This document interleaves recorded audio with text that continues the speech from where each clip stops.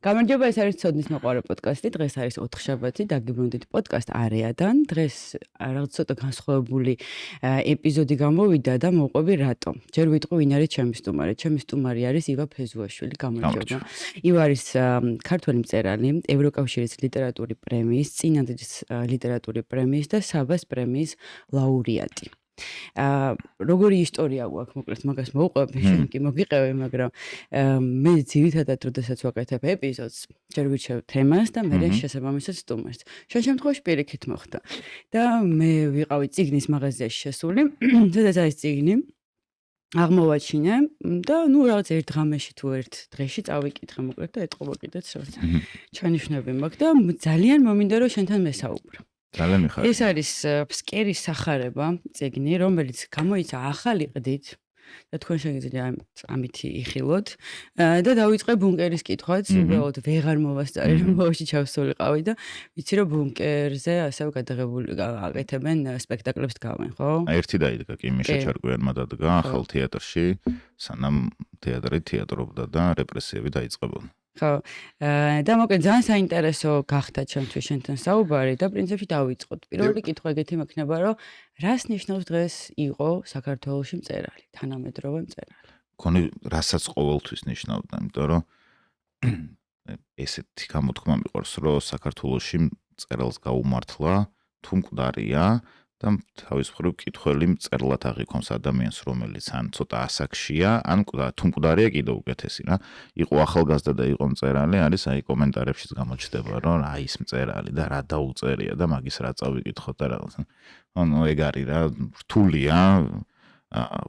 ერთ-ერთი ყველაზე ღარიბი სფეროა, მიუხედავად იმისა, რომ მსახიობებს უყვართ ხოლმე თქვა, რომ მსახიობებს აქვთ ყველაზე ცუდა შემოსავალი, მაგრამ მწერალს რა აქვს ხო, ერთ წიგნს წერ, ამას 1 ან 2 წელი მიაქვს კარგ შემთხვევაში და გაქვს ერთჯერადი ჰონორარი და მერე წიგნის თვითღირებულების 10% არის სტანდარტულად მწერალი. ანუ ისეთ სასაცილო თანხაზე ვლაპარაკობთ, რომ ამის ციფრის დასახელებაც კი იმიტომ რომ ძალიან არ ღირს თვირი წიგნი და კი, მაგრამ მეორე მხრივ იყო მწერალი, ნიშნავს რომ რაღაცნაირად ეს დრო რომელშიც ცხოვრობ, შეინახო, დააკონსერვო და სადღაც მომავალ თაობაში გააგზავნო. და ვიღაცა რო გადმოხედავს არა მარტო ისტორიულ დოკუმენტებს და დოკუმენტურ პროზას, არამედ მხატვრულსაც რას წერდი, რას ქმნედი, რას აკეთებდი და რაღაცნაირად ნიშნავს რომ გედოს ამ ქვეყნის მარჯისცემაზე ხელი და ამ ქვეყანასთან ერთად ცხოვრობდე, ამ ქვეყანას იაზრებდე და ამ ქვეყანასთან ერთად ვითარდებოდე, ან თუ უჭირს ამ ქვეყანასთან ერთად გიჭირდეს. ძალიან მხატვრული გამოდგა. არა, ძალიან კარგი. ხო, იმიტომ რომ შენ როგორც წერ აღწერ. ხო, რეალურად ეს არ არის. აქვე გამოტყები და მეტყვი რომ მე მხატვრული ლიტერატურის დიდი მოყვარული არ ვარ. ой, რატო? ხო, არ ვიცი რაღაც სხვა ჟანრის წიგნები, როგორც ფსიქოლოგია, რაღაც ესეთ წიგნებს ვკითხავ ხოლმე. და შენი წერის სტილი ბუნკერზე ვერ ვისაუბრებ, რომ ბოლომდე ჯერ წაკითხული არ მაქვს, მაგრამ ფსკერის სახარებაში იმდენად საინტერესო იყო, იმდენად ლაკონური და ძალიან ბევრის მომცემი იყო და აი ეს მქონდა რომ აი დავფიქრდი, რომ დავასრულე წერტილი დავსვიწიან და ბოლოს დავფიქრდი და ვცდილობდი რომ ჩავსულიყავი უშუალოდ პერსონაჟის ხასიათში და გამიაზრებინა ის რა ხდებოდა. გარდა მაგისა ძალიან თანამედროვეა რა, ანუ ჩემ თვალ წინ ხდებოდა ის რაც აქ არის აღწერილი. და მე მაინტერესებს როგორ ირჩევ თემას. როგორ ირჩევ პერსონაჟს. მეც მიყვარს ეს წიგნი, მიყვარს იმიტომ რომ პირველი მეტნაკლებად გრძელი რაღაც არის, რაც მოთხრობებს მერე დავწერე, მაგრამ ყველა შეცდომა რაც შეიძლება მწერალმა დაუშვას, ყველა შეცდომა არის დაშვებული შიგნით, იმიტომ რომ შეცდომებს თუ არ უშვებ, არ სწავლობ, ვიღაც არის ბრძენი ხალხი, ვინც სხვი შეცდომებზე სწავლობს, მაგრამ ლიტერატურა არ არის ექსპერტო, რომ სხვი შეცდომაზე ისწავლო. პირველი იყო, რაც დავწერე, პირველი იყო გრძელი ტექსტი, არ მახსოვს ვორდში შეიძლება სულ არის 65-70 გვერდი, მაგრამ ეგეთი რაღაც მოცულობის არაფერი არ მქონდა დაწერილი და თემის ამორჩევა როგორ უნდოდა, ეგ რაღაცაც ჩემთვის გაუგებარი იყო, იმიტომ რომ ჯერ არ მქონდა ესე ჩამოყალიბებული, რომ ლიტერატურა შეიძლება ორ ნაწილად გაყო, არის რეფლექსია და არის რეაქცია და ეს ბუნებრივად გამოვიდა, რომ რეაქცია ამ დროში ცხოვრობდი, ჯერ მაგ დროის საქართველოში ეს იყო ერთ-ერთი ყველაზე არადემოკრატიული რაღაცა, რომ ღამის კლუბებში სპეცრაზმი შევარდა და რა უნდოდა და როგორ უნდოდა ამას დიდი სკანდალი მოყვა და გაუგებარი იყო და ამას დავფიქრდი უბრალოდ, რომ უკუღმა რო გავყვეთ და უკან რო წავიდეთ, რა შედეგი შეიძლება რა შედეგამდე შეიძლება მიგვიყვანოს, რომ ვინდა სამ ყველაფრის უკან მინისტრის და რაღაცის გასაგებია. და მან პირველად მივხვდი, რომ მომწონს ესეთი კრეფსითი პერსონაჟი, რომელიც ამაშიც არის, ბუნკერშიც არის და მასკარაფონიშიც. მასკარაფონიში ქვია კაცი კინოდან, ბუნკერში ქვია კაცი სამინისტროდან და ასლან ბეი ქვია, ხო, იმიტომ რომ მაშინ ის ხო არის ადამიანი, ხო, თავრობის მომგვარებელი ადამიანი, რაღაც ესეთი პერსონაჟები მომწონს სამივეში მინდა რომ მყავდეს, იმიტომ რომ ერთ კონკრეტულ პერსონაჟზე, რეალურ ადამიანზე არ გაქვს ალუზია, ხვდები, რომ ეს რაღაც შეიძლება თავისუფლად იყოს შინაგან საქმეთა და ეკონომიკის მინისტრი გაერთიანებული ან არ ვიცი, გედედეს უფროსი პირობითად და ესეთი პერსონაჟი პირველად აქ მოვიგონ. მოკლედ არ ვიცოდი რას ვაკეთებდი მართლა, არ ვიცოდი რის დაწერა მინდოდა ესეთი მოცემულობა ტვინში მქონდა რომ პერსონაჟს მინდოდა ცხოვრება დაანგრეოდა ერთი ძალიან მარტივი დეტალით და სანამ ცხოვრება დაანგრეოდა იქამდე მჭირდებოდა ჩემგან რადიკალურად განსხვავებული ადამიანი ვინც იყო პოპულარული ვინც იყო ლამაზი და ვინც იყო ძალიან წარმატებული თავის საქმეში და ცხოვრება რო დაანგრა მე უფრო ადვილი დასაწერი გახდა იმიტომ რომ მან უფრო ადვილად გაუგია ამ პერსონაჟს რა უნდა და ენას რაც შეეხება რა ხო ყველა შეცდომა აქ არის დაშვებული და ყველაფერი პრინციპში ამ წიგნიდან ვისწავლე და მე უბრალოდ რაღაცები ემატებოდა მივხვდი რომ ივა ფეზუაშვილი არ არის ფოლკნერი და ივა ფეზუაშვილს ვერ ექნება ერთი ისეთი გენიალური ენა რომელსაც ყოველ წიგნში გამოიყენებს და დავიწყე ამ წიგნების დაყოფა იმის მიხედვით თუ რის საშუალებას გაძლევს წიგნის მთავარი თემა და ხო არ შეიძლება რომ ყველა წიგნს მოუგონო თავისი რაღაც უნიკალური არა რა თქმა უნდა ახლა ფსკერის სახარება რატომაც ქვია არის ის რომ ბიბლიური ტექსტები არის ბიბლიური ტექსტებზე რეფერენსები არის და ბიბლიურ სტილში არის ძალიან ბევრი რაღაც დაწერილი და მე ამას ემატება თანამედროვე სლენგი და წიგნის უკან აღდაზე მგონი ესეზე რომ ბიბლიურ სლენგზე არის დაწერილი. კი. და ეგ ბოდიში გაწყვეტინებ თუ გაწყვეტინებ აქ არის ძალიან ჩემთვის იყო ეგ რომ იმხელა განსხვავება იყო უცებ ბიბლიური ენა და შემოდიოდა ეს რაღაცა სიტყვები, ქუჩური სიტყვები და სლენგები და ასე შემდეგ რომ აი ძალიან დიდ რაღაც იმას ქმნიდა რა ემოციებს. ხო, ორი რადიკალური რაღაც უნდა დააპირისპირო რომ ის მაქსიმალური შოკი ქონდეს. და კიდე ერთი რაღაც არის რომელსაც ესე ვიტყვი, მაგრამ როგორ უნდა ახსნა, არ ვიცი, რაღაცა დავარქვათ ლიტერატურული ჰიგიენა, რომ სადღაც თუ იტყვი პირობითად მარაზილკას, იმიტომ რომ შეიძლება მთავარი პერსონაჟი ესე რუსული ჟარგონით საუბრობდეს, იქ ცოტა რაღაცა მხატვრული უნდა დაამატო, თორე გამოვა რომ მარტო ერთ რადიკალიზმში იქნები გადავარდნილი. მოკლედ ხო აქ ვისწავლე როგორ შეიძლება რომ წიგნს ენა მოუძებნო, როგორ უნდა იმუშავო პერსონაჟზე, რომელიც მაინც და მაინც ჩენ არ გავს, იმიტომ რომ იქამდე რაც კი დაწერილი მქონდა ყველაფერში, ალბათ მთავარ როლში და მთავარ გმირად ივა ფეზუაშვილი იყო და აქ რაღაცნაირად მოახერხე რომ ოდნავ ერთი ნაბიჯით წინ წავსულიყო. ძალიან საინტერესო. ახსნა ყველაფერს. შენ ახსენა და მე მინდა რომ აი ცოტა ესეთი საუბარი მაქედან დავიწყოთ, რომ მთავარ პერსონაჟს რომელიც სახელი არ მეგონა არ აქვს, ხო? ეწყება კრიზისი. ეწყება ისეთი კრიზისი, რომ ვერ ხვდება საერთოდ ვინ არის. და აქ არის ძალიან საინტერესო მომენტი. ძალიან სასაცილო მიზეზისგან. ხო, რომ მოვყვევი მაშინ მაგასაც იმაზე რომ ეს სკოლის ბოლოს არის პერანგზე დააწერენ რაღაცა სიტყვას შეტუ და ამაზე იწყებს დაფიქრებას რომ მართლა მე ის ხო არ ვარ.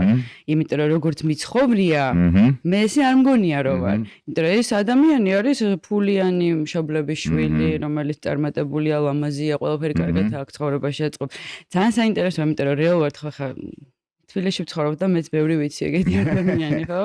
ხო და აი აქ არის ძალიან კარგად, უნდა წავიკითხე, მაგრამ ძალიან მომწონს.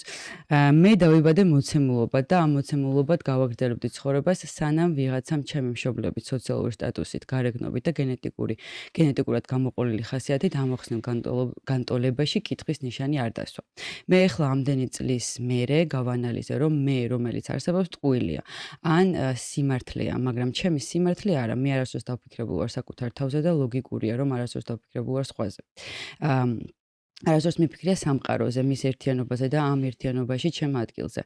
მე შემთხვევითობის და გარემ ფაქტორების მიერ შექმნილი ადამიანი, რომელსაც ჩემთან არანაირი საერთო არ აქვს. მე იმავე წარმატებით შეიძლება შენ ყოფილიყავი, შეიძლება სხვა ყოფილიყო, ან არც არავინ, მაგრამ ეს მე ვერ ვიქნები, იმიტომ რომ მასთან არანაირი საერთო არ მაქვს. გარდა სხვებისთვის მიყენებული ტკივილისა და მესმის, რომ ტკივილი idеალური მუხტია ცხოვრების თავიდან დასაწყებად, მაგრამ შენ ხვდები რომ მე თავიდან კი არა პირველად უნდა დავიწყო, პირველად და სხვისი წარსულით, რომელიც უნდა დაინგრეს და ჩემი მეც თან ჩაიტანოს. ეს რაღაც მომენტი ადამიანებს. მ თითქმის ყოველს გვიდგება. კი. ხო. შენი აზრით რა არის ეგ? როდის დგება? რა არის ის რაღაც წერტილი, როცა ამ ყველაფერზე დაფიქრებას იწყებ და ამას ცოტა გვიან დაუდგა რა, ხო. რაღაცა იმას აქშია, რომ ეგ პირველი კრიზისი და თუ პირველი ჯანყი უნდა ის ქონდეს, გავლილი უნდა ქონდეს. არ ვიცი, ეს რო შეხედო თინეიჯერობაში არის მაგის პირველი ჩანასახი თუ რაღაცა მშობლებთან რო ჯანყდებით, იმიტომ რომ აღარ მოგწონს რა ტანსაცმელიც გვიყიდეს, მაგრამ ჯერ რამის იმ საშუალებას და ისიც არ გვაქვს, რომ ჩვენი თავარჩიოთ თუ რაღაცა. და ერთ-ერთი პირველი ჯანყი ეგ არის, მაგას მისდევს და მთელი ცხოვრება ხო ეგ არის, რომ ასე წინა შენს უფროს თაობას ეჭიდავები და ისიც შენ გეჭიდავება და რაღაცნაირად შენ მათი ადგილის დამკვიდრებას ცდილობ, ოღონდ არა გადატანით მნიშვნელობით პირდაპირ რა, რაღაცა თაობა იცვლება და შენ მოდიხარ მათ ადგილას და მან იმაშოვე.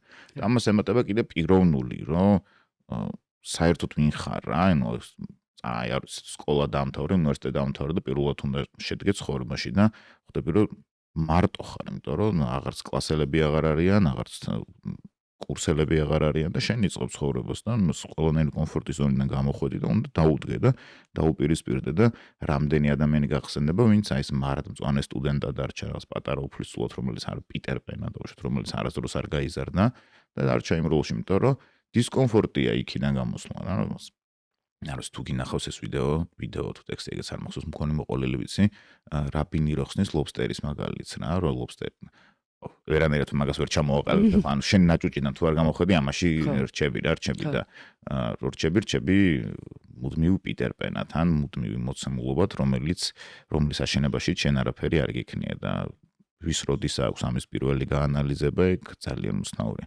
და რაღაცა ბევრ სხვადასხვანაირი ეტაპიანია, რომ სადღაც თუ ჯანყია, ეხლა სანამ იმას დავიწყებდით გადაღებას, მაშინ თქვენ ვახსენე, რომ ეხლა მე პირიქით გაგების ეტაპზე ვარ, რომ მინდა რომ პირიქით მოდი გაგიგებ რა, საზოგადოება იქნება, მამა იქნება, დედა იქნება თუ რა, ყველაფერზე მინდა რომ აი მოდი ეხლა შენი თვალითაც შევხედავ, იმიტომ რომ დიდი ჯანყი ცხოვრებაში მგონი დავამთავრე.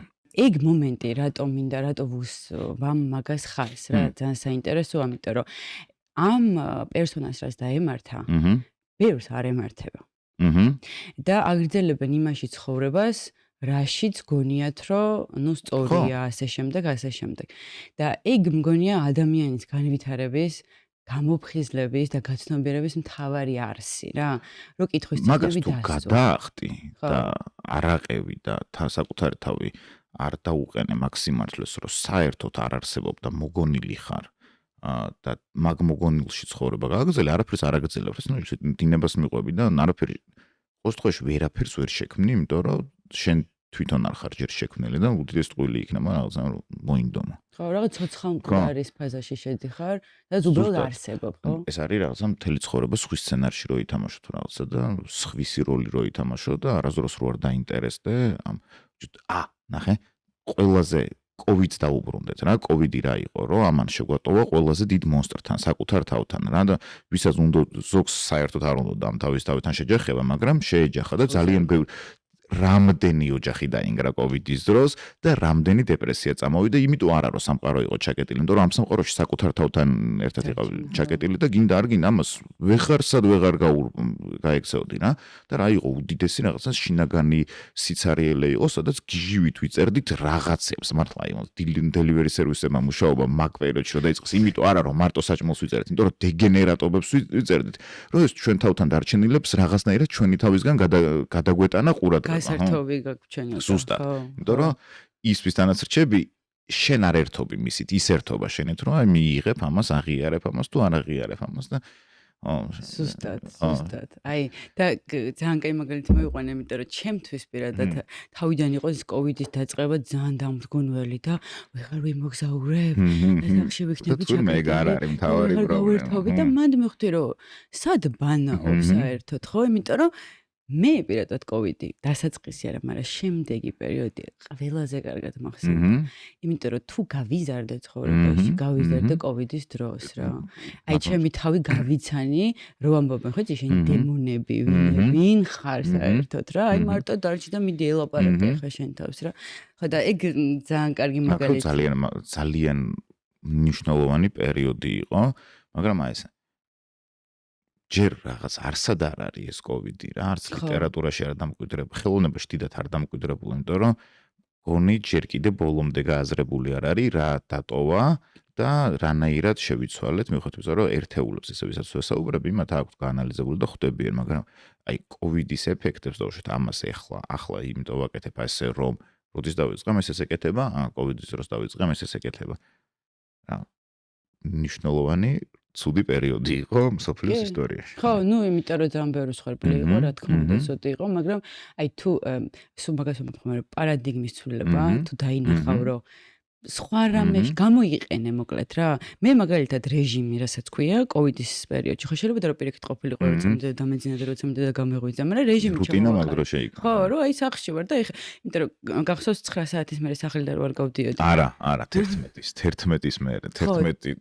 9-ს იყო რაღაც პერიოდი 9-ს იყო 9-ს იყო კი იმიტომ რომ როგორ იყო სამსახურში ვიძავამთავრდი ონლაინ და რაღაც 2 საათი მქონდა რა ცოტა მესეი ანუ გამოძრავებულიყავი რა და მახსოვს რომ ვალაგებდი რა რომ აი ამ დროს ამას ვაკეთებ იმ დროს იმას ვაკეთებ რომ აი ეს არ დამეკარგა რა რაღაცა უნდა შემეძინა ესე ვიყო ხო და ეგ ძალიან კარგი მაგალითია და ეს მესთან შეჯახება არ არის ერთჯერადი ფაქტი ერთი არის ეს რაღაცა ძალიან დიდი შეჯახება და მე მგონია რომ ეს პატარ-პატარა ისინი ავარიები მაინც ხდება ხოლმე ყოველთვის კაცები ამას ძალიან მტკივნეულად გავდივართ ან უნდა გავიაროთ შუახნის კრიზისს რო ეძახიან ეს რაღაც 45 წლის ასაკში ანუ რაღაცა კიდე ერთი დიდი კონფლიქტი საკუთარ თავთან მგონი წინ მაქვს ხო ამბობენ ესე რომ 27-28 ვიდან იწყება პირველი გადმოიწია აღარ ცოცხლობ 90 წელი და მასში გიწევს 30-ში გიწევს მაგისი კითხების და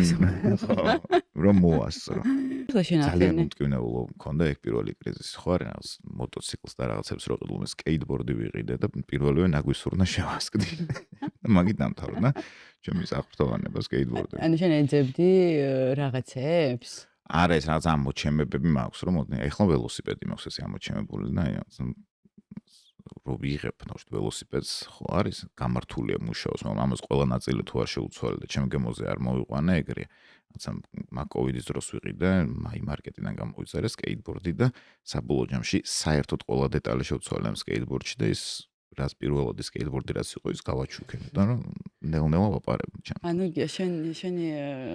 შენეული სახის ხო ესაც არსებული არ მოკმაყოფილებს უნდა მომერგოს კი არა და მოვირგო. ხო.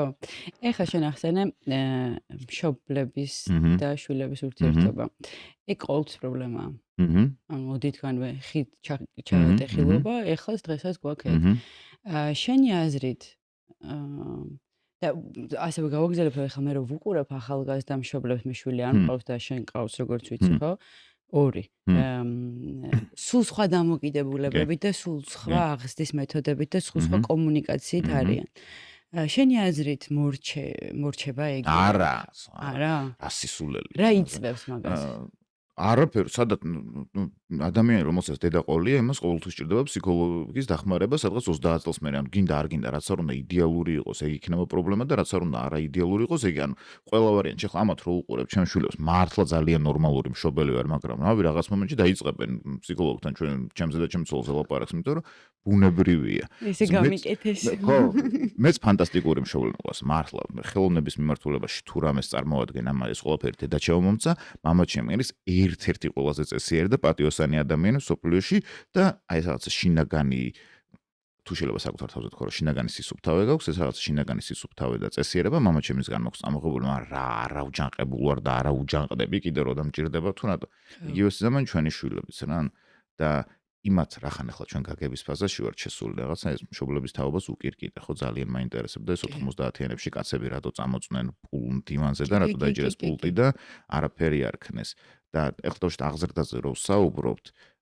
ცოტა შესაძლებლობებიც ნაკლები ქონდათ რომ აღვეზარდეთ უკეთ ვიდრე ამ წამს ჩვენ გვაქვს ეს შესაძლებლობები ხო და რომ მინიმუმ უკეთესი ტანსაცმელი იყიდებოდა ჩვენი ბავშვობის ფოტოებს გეხოცები გადახედე რა გვეცვა და რა გვეხურა და საერთოდ სად ვიყავით ჩემ უფრო შულზე დაკვირვებით, რომელიც ბევრად მეც კითხულობს ვიდრე მე, რაღაცა ხვდები რომ საბავშვო ლიტერატურა არ იწურება, იმიტომ რომ იმდენი ახალი თარგმანია, იმდენი ახალი ქართული საბავშვო ტექსტია, რომ კითხულობს და რავი, ჩემ დროს 90-იანებში ხო როდესაც ასტრიდ ლინდგრენი იყო, ესე კარგად ნათარგმნი და გვეუბნებოდნენ რომ ჟიულ ვერნი არის საყმაწვილო ლიტერატურა და არ იყო ჟიულ ვერნის საყმაწვილო ლიტერატურა, თავიდან გადასაკითხი გვაქვს ყველას, ხო, ან აივენჰოს რატო შესაძლებლობა ცოტა უფრო მეტია, დროც უფრო დაალაგებულია, ნერვებიც შედარებით უკეთეს მდგომარეობაში გვაქვს ვიდრე 90-იანებში ჩვენ შეგვიძლია იარაღის კალაშნიკოვის კაკანის ქვეშ გქონდათ და გვინდა არ გვინდა ჩვენ ცოტა უფრო მეტი რაღაც ვიცით, იმიტომ რომ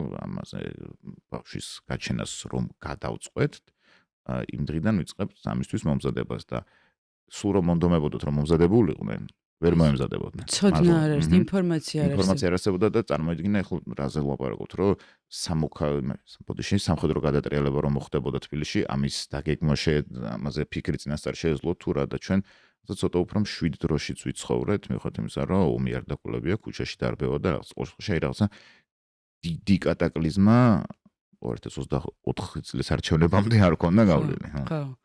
ხო, იმიტომ რომ აქ ეხლა ძალიან საინტერესო იყო ერთ-ერთი მთავარი პერსონაჟი, ის ბრუნდება, მაყურებლისთვის ვამბობ, ბრუნდება საქართველოში და ამბობს, რომ მამა ჩემი 6 თვის წინ რა პოზაში დავტოვა, იგივე პოზაში არისო ზუსტად ახლავ.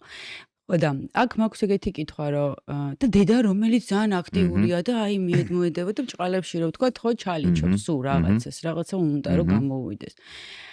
როდის აი შენ დაკვირვებით ვარ და რამე აზრი თუ გაქვს ამასთან დაკავშირებით, რომ როდის მოხდა, რომ ქალები იყო გადამრჩენელები ოჯახის და თქვა საზღვარგარეთ წავიდნენ, ხო და აქვე მოვიკითხავ ყველა ჩემს ემიგრანტ მაყურებელს, იმიტომ რომ ბევრნი არიან, ყველა თქვენს კომენტარებს კითხულობ და ძალიან დიდი მადლობა. მადლობა ქართული ეკონომიკის გადარჩენისთვის მართლა. ხო. არ ვიცი, ეგ ხო 90-იანებში არის, როდესაც კაცებმა რაღაცა დაკარგეს ეს სამყარო, დაკარგეს ადგილი სამყაროში, იმიტომ რომ 90-იანებში ვინც გადარჩა, ყველას რაღაცა ბევრნაირად შეგვიძლია ხო დავახასიათოთ, ვიღაც ავტომატით გადარჩა, ვიღაც იმიტომ გადარჩა, რომ ამ ავტომატს დაემალო, ვიღაცა თავის წესიერებით, ყველას რაღაცა ხარკი აქვს 90-იანებში გადახდილი, ვინც გადარჩა და მყარად დგას იმას რაღაცა ცუდი წარსული შეიძლება მოსდევდეს უკან და ვინც მყარად ვერ დგას, იმან შეიძლება პროფესია რაღაც ყველაფერი შეწინა. რაღაცა სულ მაგაზე ამ ორი პარალელის გავლებას ვცდილობ, ამ ორი რაღაცის დაკავშირებას ვცდილობ, რომ 90-იანებში კაცები როგორც დაწვნენ, დაუშვათ, აი ეს ბრძოლა რაც დღეს საქართველოში ხდება, მიგვაწებას თავიდან ბოლომდე რუსეთში მგონია, რომ ძალიან ბევრი ჩემი თაობიდან და ჩემ ცოტა ზემოთან, ჩემ ცოტა ქვემოთ თაობიდან კაცები ავდგებით და ქალაქიდან გავალთ, რომ ამას საბჭოთა კავშირში ეძახდნენ შინაგან ემიგრაციას. რა ამ შინაგან ემიგრაციაში წავალთ, რომ როგორღაც სამყარო, რომელიც გარეთ არის, არ მივიღოთ და ვითომ ჩვენზე არ აირეკლება, ხო? ვიღაცა ჩვენგან ისევ მოერგება ახალ სისტემას, call center-ს გახსნის, ან რაღაცა გონია, რომ იგივე წრეწავა. და მგონია, რომ კიდე ეგეცევდიან რაღაცაში მივალთ, რომ ქალებს, რომლებიც ბევრად უფრო ყოჩაღები და მდგრადები აღმოჩნდნენ 90-იანებში, კიდე უფრო მეტი ყოჩაღობა და მდგრადობა მოუწევთ ამ პერიოდში და ისევ ქალების ათრევი ვიქნებით, არა მხოლოდ ეკონომიურად, არამედ კულტურულადაც და სოციალურადაც, იმიტომ რომ ეს მართლა მოხდა, რომ რატომ მოხდა? კაცს იგივენაირად არ შეეძლო, რომ წასულიყო დაუშვათ იტალიაში ან საბერძნეთში რაღაც ხელსაქმე ეძებნა, მაგრამ მასიურად წავიდნენ ქალები, იმიტომ რომ არ ვიცი რატომ, იმიტომ რომ ხო, ნუ აი. მე მგონია ეგ შეიძლება რომ ხო. მე მგონია რომ კაცის ეგომ არ გაუშვა კაცი რომ იქ ვიღაცის მოსავლელად წასულიყო და ქალმა საკუთარ თავზე აიღო ეს, იმიტომ რომ ჩვენს ქვეყანაში ეს ხო სათაკილოა, ხო? ჩვენ ეგეთი მენტალიტეტი გვაქვს, რომ რაღაცის მომსახურებაში ყოფნა შეიძლება იყოს სათაკილო. მენტალიტეტი ჩვენ ამ თაობამ უნივერსიტეტები რო დაამთავრა, ყველა ინჟინერი, ყველა იურისტი და ყველა რაღაცა პროფესიის იყო და ამას არ შეიძლება თუ არ ყონა გამოფხიზლებული როგორც თავშოს ფსკერის პერსონაჟია, მაშინ იყვნენ ინჟინრები და არა საკუთარი თავები და ეს ინჟინერი ვერ დათმეს, იმიტომ რომ საკუთარი თავი არის ფილოსოფია, ხო? შეიძლება ეგეც არის და შეიძლება ის რომ უბრალოდ უდიდეს ტყუილს გაუსწორო, თორე რომ არანაირი სუსტი სქესი და ეს რაღაცა მანდილოსნებს დაგილოსო და არაფერი, ეს ქვეყანა ათრია რა და ქართლის დედის ძეგლი იდგას და არა ქართლის მამის ძეგლი იდგას და დამთავრდა მათ ყველაფერი. და მეფე ყავდა ქალი. ბატონო? კი ბატონო, მეფე ყავდა ქალი. ერთ-ერთი ყველაზე ძლიერი საქართველოს მეფეთან. ეს არა. მე რო დაშალეს და ტაქსაკსეს. კი, უბრალოდ აქაც ეს არ არის თქვათ ემიგრაციაში წასული ოჯახი, ანუ მთავარი ერთ-ერთი პერსონაჟი კი თვითონ წასული ემიგრაციაში, მაგრამ ეს კაცი არ ჩვეულებრივად ცხოვრობს, ესე ვთქვათ რა. ხო, და არაფერს არ აკეთებს, უბრალოდ კინოს გადაჭრის ხო, ანუ ეგ არის, კი. აქვია? ოქუჯავას რა ერქვა? ფულად ოქუჯავას ფირფიტებს უსმენს. ხო. რადგან ბოლოს თავს იყავს. მე ვარ ქალების ოჯახ, ანუ ქალების ნათრევ ოჯახში გაზრდილი, რომ ბებიაჩემ, რომელიც 40-იანებში დაქვრივდა, რაღაც მთელი დღემდე იბრძვის რაღაც ეგეთი ძალიან მიხვდეთ 85 ხალხს, მეომარი მებრძოლი ქალია, მე დედაჩემი, რომელიც ორ ადგილას მუშაობდა, რომ მე განათლება მქონოდა და ჩემს მას განათლება მქონოდა და როგორღაც არა მარტო გადარჩენაზე ყოფილიყავით, არამედ კულტურული საზრდოც მქონოდა. მე არის ჩემი ცოლი, რომელიც როგორ რაღაცებს ახერხებს, რაშიც მე ვერ ვახერხებ რა, ხო და მე ხო შედარებით უკეთესი მამა ვარ და რაღაცა არ ვთაკილობ და უშთეს ხელსაქმეს თუ ჩემი თავის დათმობას. მაგრამ ჩემს სულ შეუძლია რომ დილიდან საღამომდე სამსახურში იყოს, საღამოს მოვიდეს და როგორღაც ჩვენ შვილებს ველოსიპედის ტარებაც ასწავლოს, რაც მე ვერ შევძელი. მან შეძლო. ანუ ეს ძლიერი ქალები ჩემს ცხოვრებაში სულ იყვნენ და მინდა სულ სხვანაირად ვაფასებ და კიდევ ყველაფერს რო თავი დაანებო, უკან რაც იყო და ახლა რაც არის ორი შვილი მყავს, ორივე გოგოა და ძალიან სასიამოვნოა მაგის მოსმენა, იმიტომ რომ ხო ეს ხო არის ხომ რომ ქალმა შვილიც უნდა გააჩინოს, ისიც უნდა ქნას ოჯახსაც უნდა მოვიდეს, ყველაფერი უნდა აკეთოს და მე ბოლოს დაღლილი რატოა ხო? სიტყვაზე ვიძახი ხო და ძალიან სასიამოვნო მოსმენია რომ შემდეგი კითხვა ასეთი მაქვს რომ ხო, აქ არის ძალიან პარალელურად მოკლედ რაც ხდება. აღწერილი გაქვს ღამის ერთ-ერთი კლუბის სპეცოპერაცია, სახელები და რაღაცები არ გვინდა, უბრალოდ მიხვდება მაყურებელი თვითონაც, აღწერილი არის სპეცოპერაცია, როგორ შევიდნენ ამ კლუბში რაღაცის ამოსაღებად, ხო? და მე ეს პროცესი მთავრდება, მოკლედ გამოდის ეს მთავრობის ერთ-ერთი წევრი, მთავარი და რაღაცა ბოდიში ძახის. მე ამ ყველაფრის მონაწილე ვიყავი, ხო? ანუ ჩემ თვალწინ მოხდა ეგ ყველაფერი და იქ ვიდექი და გამიელვა თვალწინ, როცა ვკითხულობდი ყველა სცენამ აბსოლუტურად. და ჩვენ რა თქმა უნდა ეს ანკესი ავიღეთ, ბოდიში შევირგეთ და გავაგრძელეთ ცხოვრება, ხო? და ცხოვრება ისე გავაგრძელეთ, რომ კლუბები უფრო დაიტვირთა და უფრო მაგარი ივენთები იყო და უფრო მაგარი ჭყალებში გულაობა იყო. მაგრამ პარალელურად ამის პერსონაჟის ისტორია გრძელდება. და ძალიან ტრაგიკულად გრძელდება რა. მეც როგორი კითხვა მაქვს, აი ალბათ ძალიან ბევრჯერ არის, ხა ვისთებრო კითხვა ჩამოვაყალიბე, ალბათ ძალიან ბევრჯერ არის, რომ რაღაც ვითომ ზედაპირულად გვარდება და სიღრმეში ძალიან ბევრი რაღაც ცუდი ხდება, რომელსაც ჩვენ ვერ ვამჩნევთ, ხო? როგორც აი ეს არის. როდის აი საზოგადოება როდის ვხდებით საზოგადოებად, როდის შევდგებით შენი აზრით, როდესაც მივხვდებით, რომ თქვათ აი პატარა რაღაცა მოშუშება არა და კიდევ უფრო დიდი ტკივილებია და იმ ტკივილებსაც უნდა მოვუაროთ, თუ აი ან პატარა და დიდი სურათი რო დავაყოთ რაღაცებს. იცი რა, ჩვენ საზოგადოება ისე რაც ზედმეტად გარკვეული ვართ რაღაცებში, რა შიდა პოლიტიკური თამაშები და კიდე აქედან გარე გეოპოლიტიკა სადმე, სოფლიო პოლიტიკა სადმე, ამის გათვალისწინებით მართლა ნოდარ დუმბაძის პერსონაჟები რომ მეორე მსოფლიო ომზე საუბრობენ, ეს ბუხრის წინ დაახლოებით ეგრე ვართ, რომ აი ახლა სირია რო დაკარგა რუსეთმა და აი ისედაც ამ რაღაცებში გარკვევა გვიწევს. მე მგონია რომ ეს არის საზოგადოება, ეს არის შემდგარი საზოგადოება, უბრალოდ არ არის საზოგადოება ხო არ ნიშნავს რომ მთელი ქვეყნის მოსახლეობა უნდა წარმოიდგინო რა. არ არის მარტო არის ჩვენ მოსახლეობაში ხალხი დაუშვათ რომელიც რთულია რომ გესიმპათიურებოდეს თუ გინდ იმიტომ რომ რუსეთი ღიად მოწონთ. ანუ მტერი რომ ღიად მოგწონს ძალიან რთულია რომ დანარჩენმა საზოგადოებამ შენ დიდი სიმპათიით შემოგხედოს. არის ხალხი ვისაც დაუშვათ შეუძლია თვალი დახუჭოს ან გაამართლოს როგორღაც ის დიდი სახელმწიფო ტერორი რაც საქართველოში ხდება, ხო? მაგრამ რაღაცა ეს არ არის მარტო ქართული და საქართველოს ორიგინალური პრობლემა.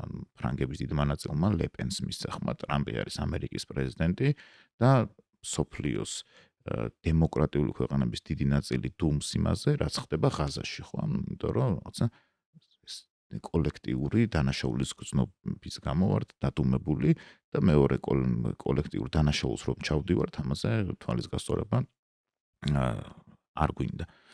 ასე რომ ეს არის საზოგადოება. თორე საზოგადოებაში ყველაზე მნიშვნელოვანი რაც არის, რაზეც საზოგადოება დგას, არის სოლიდარობის განცდა და პირველ დარბევამ რამდენი ადამიანის გამოიყვანა ქუჩაში, ნახეთ, მეორე დარბევამ რამდენიც გამოიყვანეს, ყოველდღიურად საზოგადოება მამტკიცოს რომ ის შემდგარი საზოგადოება, ეს არის ზუსტად პროპაგანდის და სისტემის მოთხოვნა, რომ მაგითი გამოგფიტოს ან ეგ დაგაჯეროს, რომ საზოგადოება არ ხარ.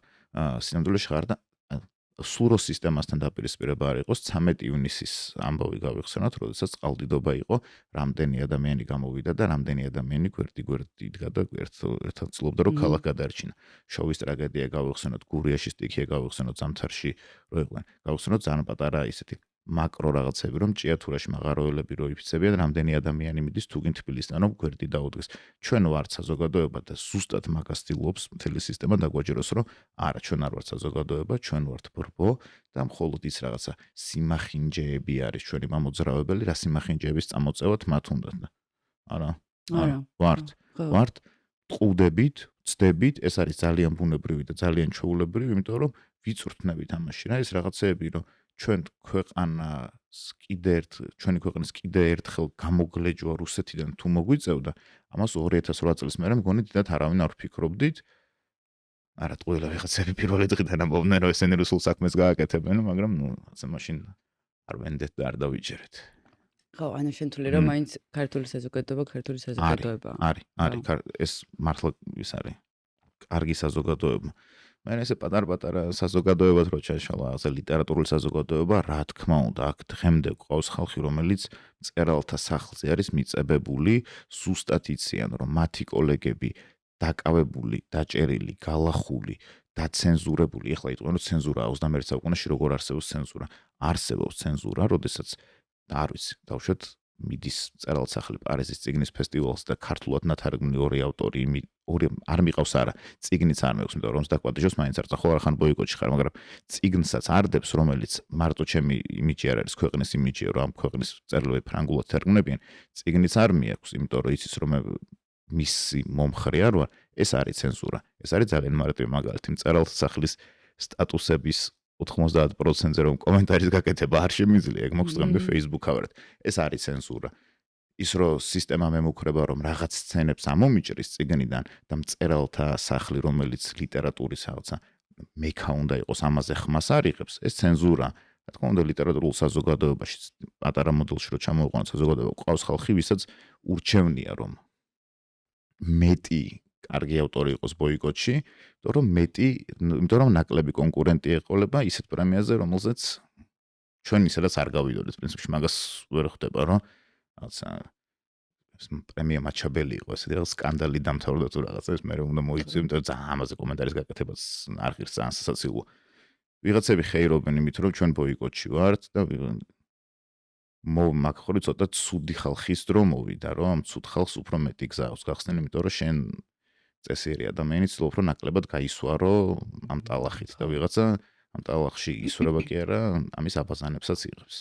ბოიკოტი ხო ახსენე რა ბევრჯერ და მე ბევრჯერ წამიკითხავს Facebook-ზე თუ რაღაც სტატუსები, რომ მე იმას აღარ ველაპარაკები, ჩემი იმიდან მოვკვეთე, იმიტომ რომ ესე ფიქრობს. მე ცოტა სხვანაირად ვუყურებ მოკლედ და გეტყვი როგორ ვუყურებ. მე მგონია რომ კი არ უნდა მოიკვეთო, იგი ახლოს უნდა მოიწიო, იმიტომ რომ შენ თუ თვლი რომ მართალი ხარ და სწორი ხარ და აკეთებ იმას, რასაც აკეთებ. შენ მთელი ხედვით სუფთა ხარ, რა სწორი ხარ. რა არ გირჩევნია, შეიძლება არ გირჩევნია, მაგრამ რა უფრო სწორია, რომ გადმოვიყვანო. ხო, ანუ სინათლე შეიყვანო მის მასში. ვიხდი, ანუ ეხა გავცალოთ ყველანაირი სახელების პოლიტიკური ისგან გავუშვებ. აი, უბრალოდ ჭყალებში ფილოსოფია თუ იმჟეროთ, როგორ შეიძლება რა? ანუ სიმნელეში სინათლე როგორ შედის? სიმნელე რო გაწიო გვერდით, თუ შეიყვანო. ძალიან ზოგადი საუბარი არ გამოვა, იმიტომ რომ ესეთ რაღაცა შევხვდეთ. აი, სულ რო პოლიტიკური გემოვნება გავწიოთ განზე. სულ რომ არჩევნების საკითხი, მე ვთვლი რომ არჩევნები გაყალბდა, ვიღაცა თulis რომ არჩევნები არ გაყალბებულა. ვიღაცა მომს რომ ევროკავშირი არ არის ჩვენი ქვეყნის მომავალი. აი ეს საერთოდ ყველაფერი გავწიოთ გვერდზე. ქვეყანაში რამხელა სიღარიბეც არის, რამხელა მიგრაციაც არის.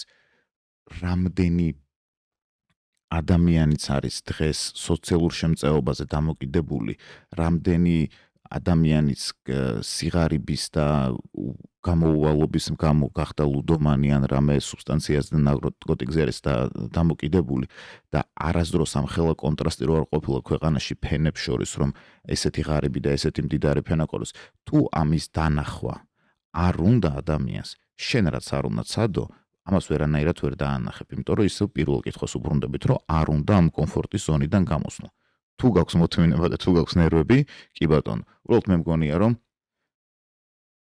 ყველა ჯანსაღ კომენტარს თუ აზრს უპირისპირებენ პროპაგანდით ჩამოყალიბებულ თვალთმაქცობას და სინამდვილეში ამ წამს რაც ხდება დაუშვათ ჩემს და ჩემ პოლიტიკურ ოპონენტს შორის არის ის რომ მე მინდა საქმეზე ვესაუბრო და ის მელაპარაკება აბსურდზე და ეს აბსურდი მეც მაგდებს დიალოგის ბოლოდან იმიტომ რომ მეც ვცობდები მეუბნები ძალიან მარტივი მაგალითი მეუბნება რომ მაგალითად ევროკავშირი რელიგიას გვართმევს თუ რაღაცა მეუბნები რომ გელათისში მე-15 საუკუნის ფრესკები არის დიდი ხანი იყო უბრალოდ ეხლა როგორც იქნა დაამთავრეს წყალი ჟონავდა ამაზე რა არის შენ ის გადმოდის რაღაცა გეი გაგურყნის თუ რაღაც აი და არ დგება დიალოგი რაღაც ეხლა ჩვენ ხოშავთ ახლა პოლიტიკას გამორიცხავთ უბრალოდ სოციალურ საკითხებზე ვისაუბრებდით ეს აღარ არის რა იმიტომ რომ ამ წამს ორი დაპირისპირებული მხარე იმეორებს დაუშვათ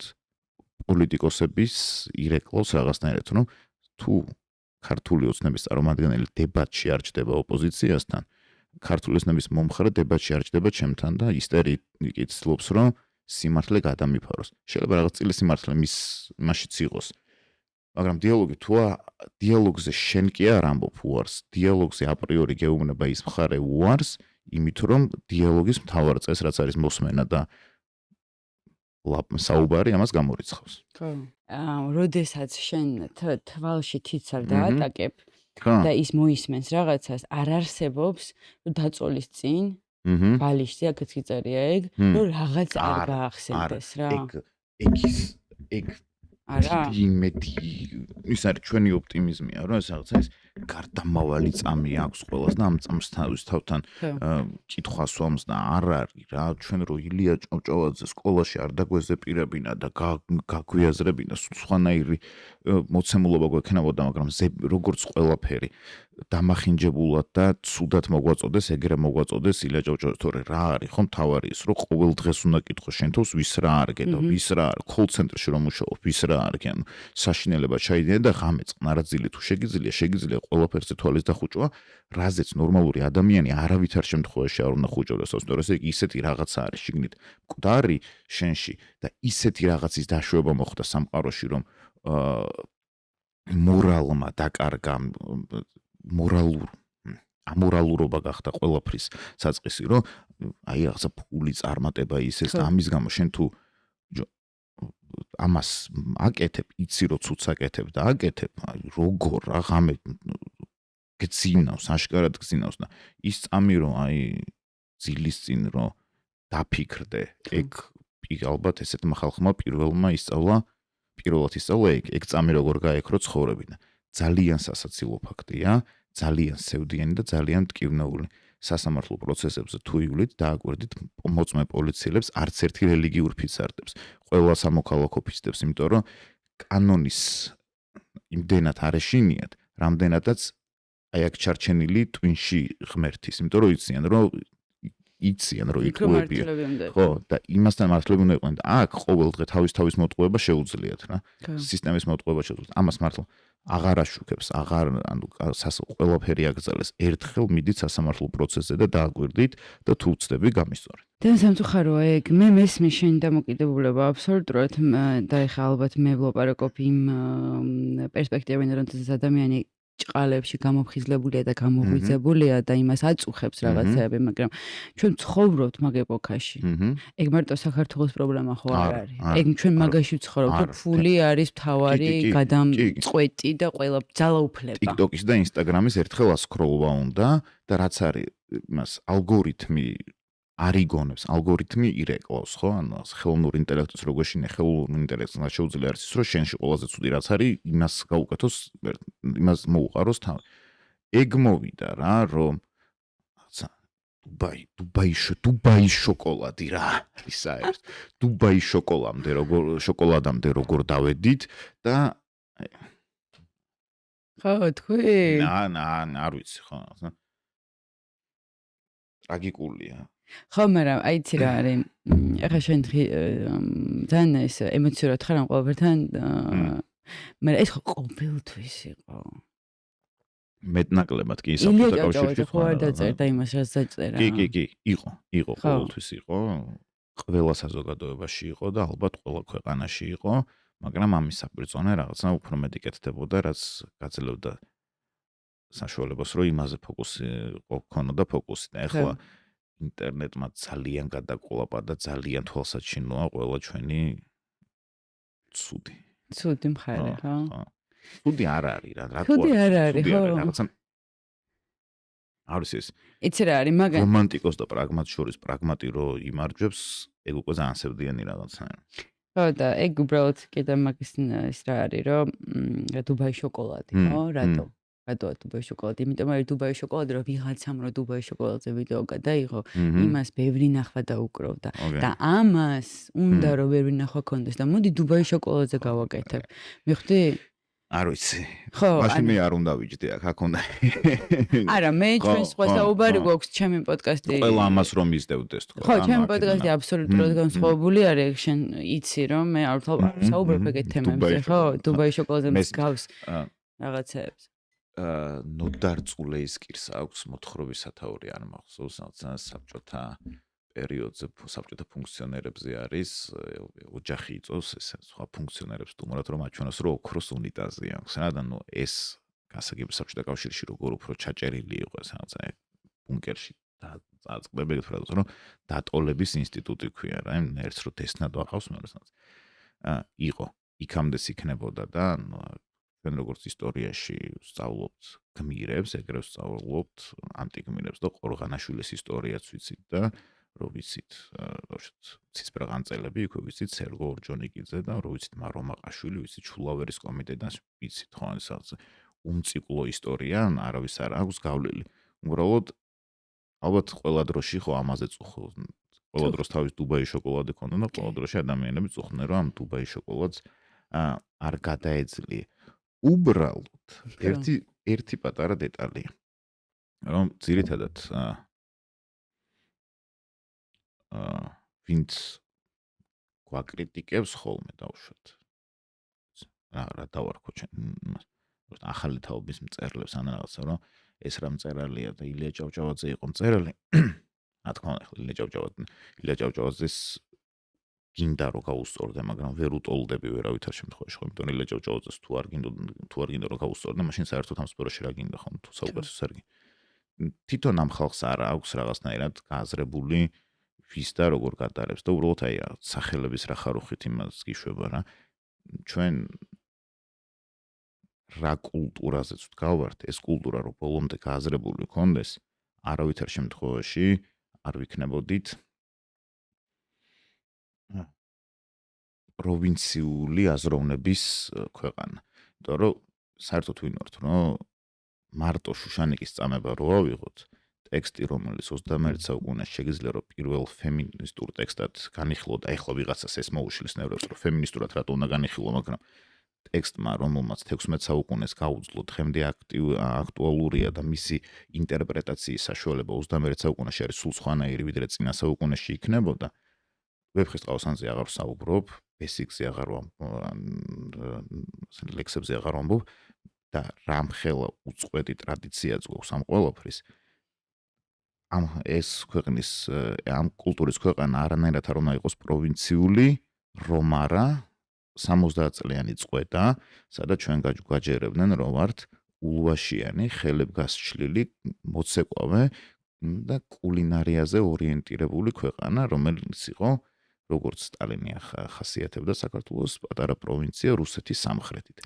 ეს სერიოზულად დაგვაჯერეს. ეს დაგვაჯერეს მათ შორის ქართველების ხელით და ეხლა რაღაცა კინოკრიტიკაში და რაღაცაში წასვლა არ მინდა, მაგრამ ოდნავ კარგად შეხედეთ, არ დაიდარდოს და ოდნავ კარგად შეხედეთ, მიმინოს და ამის რაღაცა პოლიტიკური და სოციალური შრეების მოძებნაში რომ ვიმუშაოთ, ფანტასტიკური ფილმებია, მაგრამ რამდენად კარგად ახასიათებს დაუშვათ ეს ქართველ კაცს პირობითად ეს ფილმები რა, თორე ორივე ფილმი ძალიან მიყვარს და დიდი კინოა. მაგრამ ჩვენ რასაც გვაჯერებდა იმპერია, ცოტა მაგას მაგ საქმეს ემსახურებ. და შენი აზრით და შენი გადმოსახედიდან ქართული კულტურა რა არის? როგორ უყურებ? რა განძია? ეხლა? მთლიანად, აი 70 წელი თუ გინდა ამოვიდა. არის 70 წელი ძალიან საინტერესო იყო. ხო, აი მაგ 70 წელში, აი რაც არის დაუშვათ, რაც ნელ-ნელა რაც გვეწევა და ნელ-ნელა რაც გვეწევა ამ წინათაობებმა ამ ადამიანებთან ერთად იცხოვრა, მაგრამ მე ვიგებ ამბობს ნოდარწულეისკირი 2-3 წლის წინ წავიკითხე პირველად აზიდი შერყიფიანის წინს ვკითხულობ. იმ დროშიც იყვნენ ძალიან ბევრი ისეთი მწერალი, რომელმაც დიდად კარგად ჩვენამდე ვერ მოაღწია. ხო, იმიტომ რომ ეს რაღაცა პატარა უცნაურობა გვჭირს ხოლმე ჩვენ, რომ ადამიანი თავის ცხოვრებაში ვერ ვაფასებთ და მე რო გარდაიცვალა, მე რო ვიცით ხოლმე სულ ახლახანს მაგალითია ზაირა არსენიშვილი, ხო, ზაირა არსენიშვილი აქ იყო.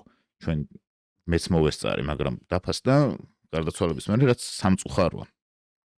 და ესეთი რაღაცა ჩვენ ხო ის არ ყოლია საბჭოთა კავშირის დისიდენტი მწერლები და რაღაცები და რაღაცნაირად მაინც ვაგვარებდით, რომ იმის ნაცნობი და რაღაცები ყველაფერი მეტნაკლებად იბეჭდებოდა. ხო, მაგაზეც გვაჯერებენ, რომ ცენზურას რაღაცა ეპარებოდა, ცენზურას არაფერი არ ეპარებოდა, ცენზურა ყოველთვის რაღაცას უშვებდა, რომ ეს ყოფილიყო, ხო. მაგალითად რომ დასო. ხო, ოდნავ მოუშვია, ბოლომდე მოუჭე.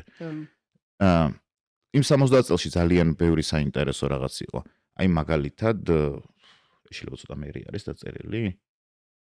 ხო, წულეისკირი ვთქვი, ედი შერყიფიანი ვთქვი, ჯემალ თოფურიძეს აქვს ესეთი მოთხრობა დიოსკურია, ზღვაში ჩაძირული ქალაქი არის ფანტასტიკური. აი ალბათ მე-20 საუკუნის ერთ-ერთი ესეთი ძალიან მნიშვნელოვანი მოთხრობა. ეს 70 წელი ტყუილად არ ყოფილა, ეს 70 წელი კულტურულად ძალიან მნიშვნელოვანი იყო და 70 წლიდან გამოსვლა ძალიან მნიშვნელოვანი იყო. ჭილაძე ყველაფერს რო და ჭილაძე ყავდა, დამთავრდა. ჭილაძე ნობელთან ახლოს რომ იყო, ჩვენ რომ მაშინ ყოფილიყავით მინიმუმ ისეთი ქვეყანა, როგორიც ახლა ვართ, ჭილაძე იქნებოდა ნობელიანტი, იმიტომ რომ დამბურცვა. ხო, სამწუხაროდ არა, მე ხარანაული შეიძლება რომ ახლოს ვინ იყო ნობელთან ყველაზე ახლოს ამას ვფიქრობ, ჭილაძე და ხარანაული ალბათ. იმიტომ რომ ეს ორი არის ძალიან დიდი მწერალი და ამ მორის ლიტერატურას აქვს ერთ-ერთი პრობლემა. არის ენაზე დაწერილი, რომელ ენაზეც მხოლოდ 5 მილიონ ადამიანს შეუძლია წაკითხო მთელი მსოფლიოს მასშტაბით, რომელიც არის ძალიან რთული სათარგმნი. ამას ნებისმიერი მწერალი ვინ შეხებია თავის თავზე და დიდი სინანულით ხვდება, რომ ბიჭო რა კარგად გავაკეთე ქართულად და როგორ დაიკარგა თარგმანში. ეს მე მხოლოდ ინგლისურს და ინგლისურს დაკვირვებით შემიძლია და მე ფრანგულში, გერმანულში და იტალიურში ახდება წარმოდგენა არ მაქვს. იქ შეიძლება კიდევ უარი სიტუაცია აქვს ჩემ წიგნს. ანუ ხო არ დაგიკითხავს და არ და ხო. არა ეს დიდი კულტურის ქვეყანა და ამას ძალიან კარგად უნდა გათავისება, რომ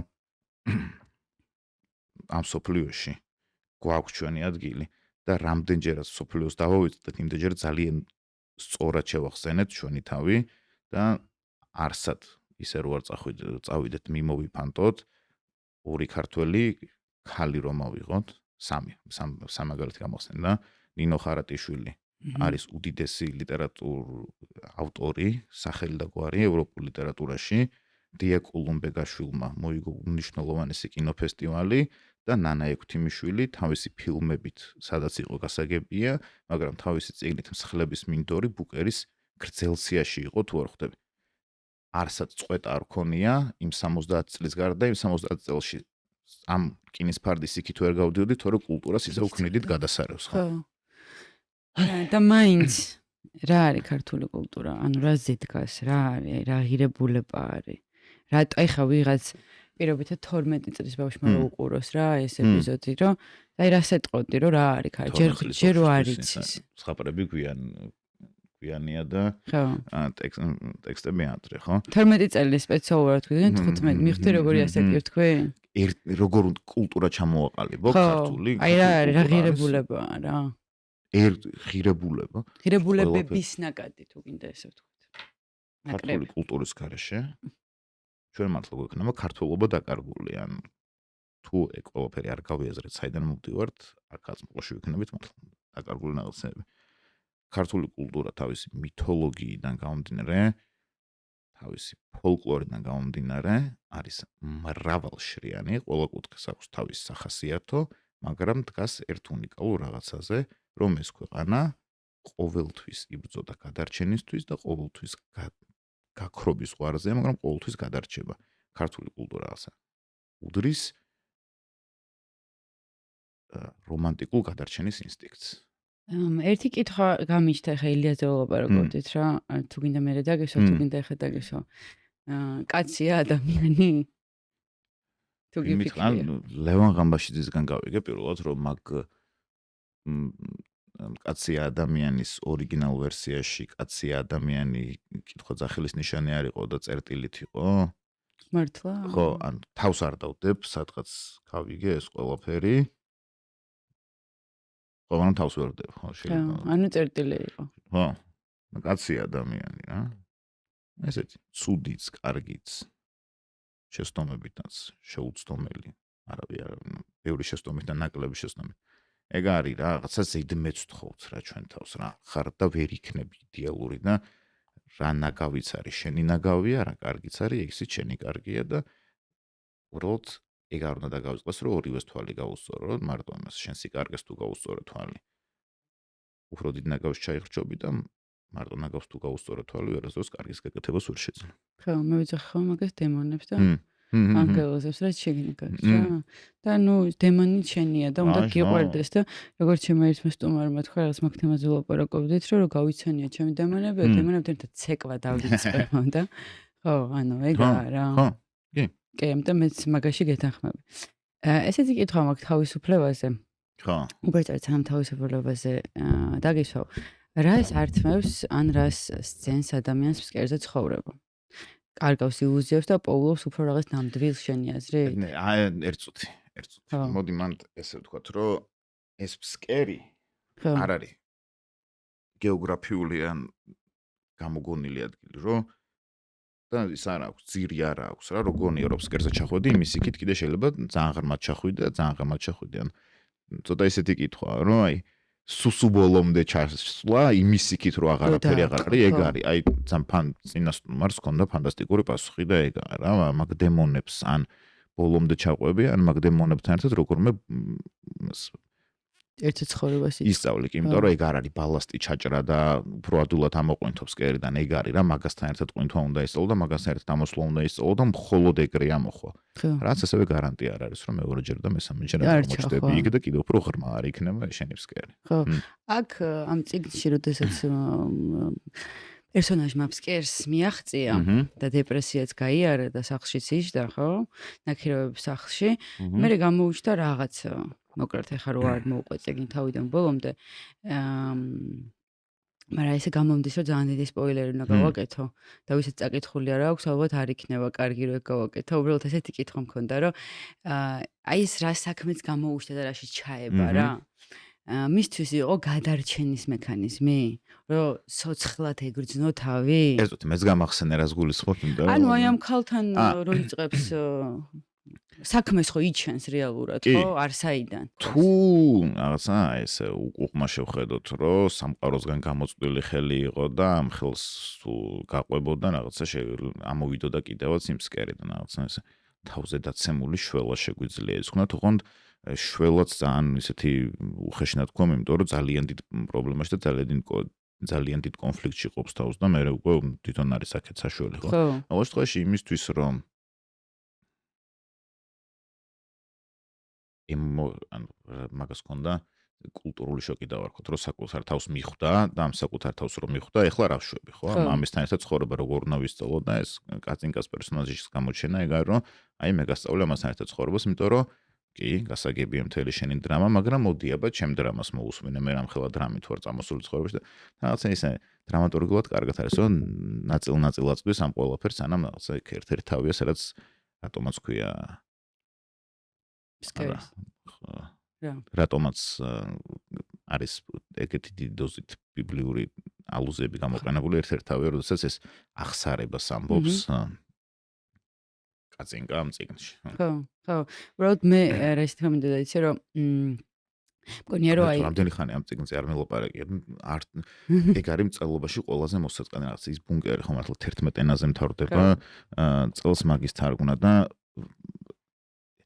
ძალიან მიჭირს რაღაც ახალი თქვა ხოლმე თუ ქვეყნის შიგნით ვარ ქვეყნის გარეთ ვიტყუები ხოლმე რაღაც სულელებს იმდა რომ ზუსტად ვიცი რომ ჯერ წაკითხული არ აქვს და ფსკერზე ამდენი არც მილაპარაკია მგონი არასდროს იმიტომ რაღაცნაირად ისე გაშოღული ყავს ჩაიქროლა მაგ წიგნმა ხო კარგი შემდეგი კითხვა მაქვს ეგეთი თავისუფლებას მინდა რომ შევეხო და ეს ჩემო მაყურებელმა კი იცის რომ მე კი ვერ ვიმახსოვრებ და ყოველთვის ვკითხულობ თუ ბუნკერიდან გასვლა და ბუნკერიდან ამოყვინთვა შესაძლებელია რა ელის ადამიანს გარეთ კიდევ უფრო დიდი და შეუმჩნეველი ბუნკერი თუ ნამდვილი თუმცა სახიფათო თავისუფლება და მინდა რომ ვილაპარაკოთ ზოგადად თავისუფლებაზე რომ თავისუფლებაზე როგორც აი რაღაც ზოგად ცნებაზე რა რომ აი იქნება ადამიანის ილუზია გონებაში ეს თავისუფლება ან იქნება რაღაც თანდაყოლილი თვისება თუ სოციალური კონსტრუქტია რა არის არსი რა თავისუფლების არსს რაში ხედავ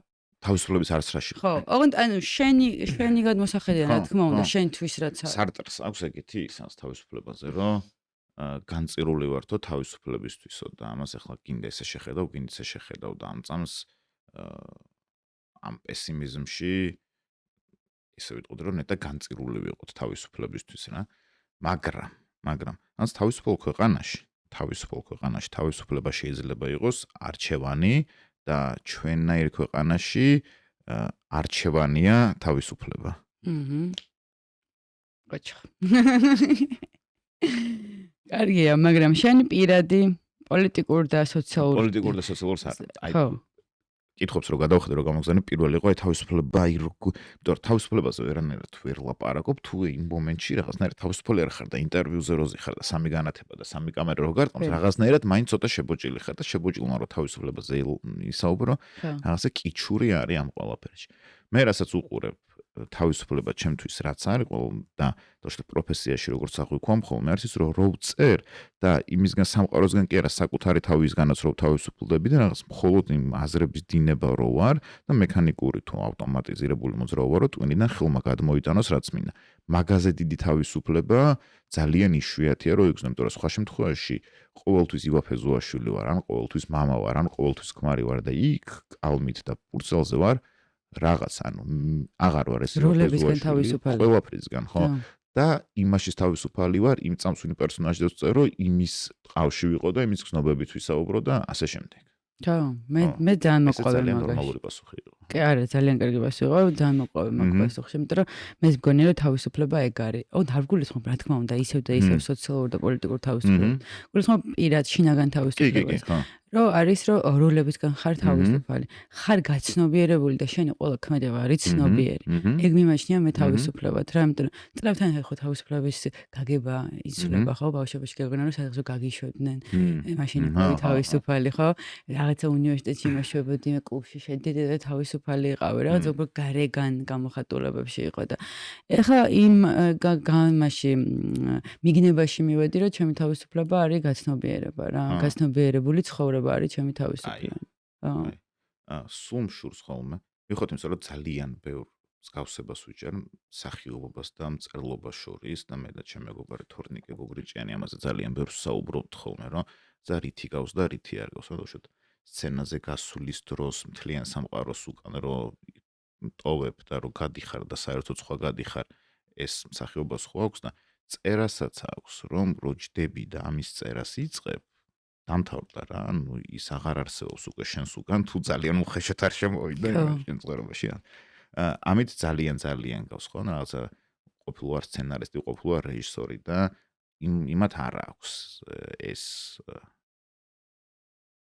ეცი მომწონს ეს იყო მომწონს აი ამას აქვს და ნუ კიდე იმას ძალიან ცუდი თვისება აქვს რეჟისორობას და სცენარისტობას რომ ერთ ადამიანზე მეტია საჭირო და წიგნი ძალიან კარგია მარტო ხარ საჭირო სანამ რედაქტორი ჩაერთვება საქმეში რედაქტორი როეთობა შეიძლება რა თქმა უნდა შედის რაღაც შენიშვნები მე მყავს ძალიან კარგი რედაქტორი მაშო სამადაშვილი რომელიც არ არის მხოლოდ რედაქტორის წარმოადგენა საქართველოს შეერეცნო გრამატიკას და რაღაც იმას ისწორებს და მე მაშოსთან ერთად წიგნის პირველად იდეიდან წიგნის ბოლომდე ვმუშაობ და სხვა შორის წინა წიგნზე ბევრად უმტკივნეულად ვიმუშავე და ეს ახლა ახალი რაც უნდა გამოვიდეს სექტემბერში მან რომ გამომიგზავნა დარედაქტირებული და კომენტარებიანი Word-ის დოკუმენტი რომ პირველად რო გავხსენი იმდენი რაღაც იყო გაყვეთლებული რომ მივხვდი რომ ამას ძალიან დიდი კონფლიქტი მოყვებოდა პიროვნული და ცოტახანი თავი დავანებე და ჩემი თავი შევამზადე რომ ეს უნდა მიიღო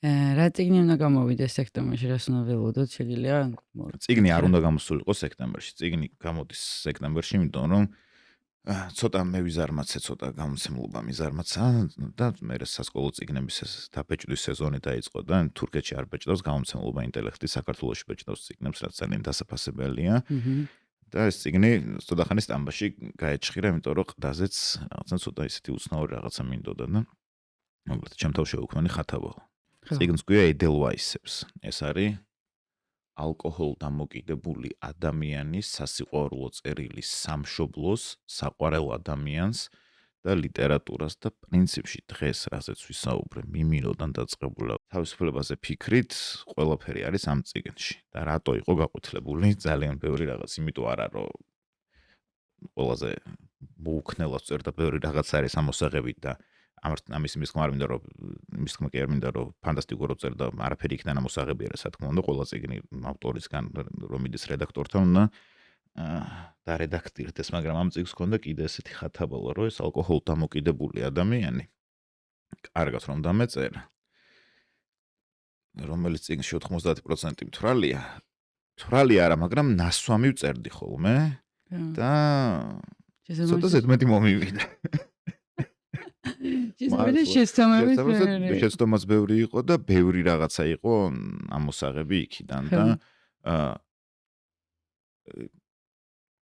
გარდა იმისა რომ მომწონს ეს კომენტარები რა მართლა სწორი იყო იმ ყველაფრის ამოღება მომწონს ჩემ თავში მწერლის ის ნაწილი რომელმაც ეს ყველაფერი ეგეთი დრამითაც არ დამithმია დავთმე და კარგი იყო ძალიან კარგი გაზრდა იყო პროფესიულად რაღაც აი ჩემი დაწერილება და თუმცა არა წასაშლელია წაიშალოს რა რა იქ შეგრძნება გაგხომე როგორც წერილს რაღაცას ნუ გქონდა ეხლა როგორც მივხვდი დათმე მაგრამ გქონდა რომ ნუ წერილებს ახასიათებთ ეგ რომ ეს ჩემი დაწერილი არ უნდა წაიშალოს და მე ეხლა რაც მე მაგრად დავწერე ან რამე ეგეთი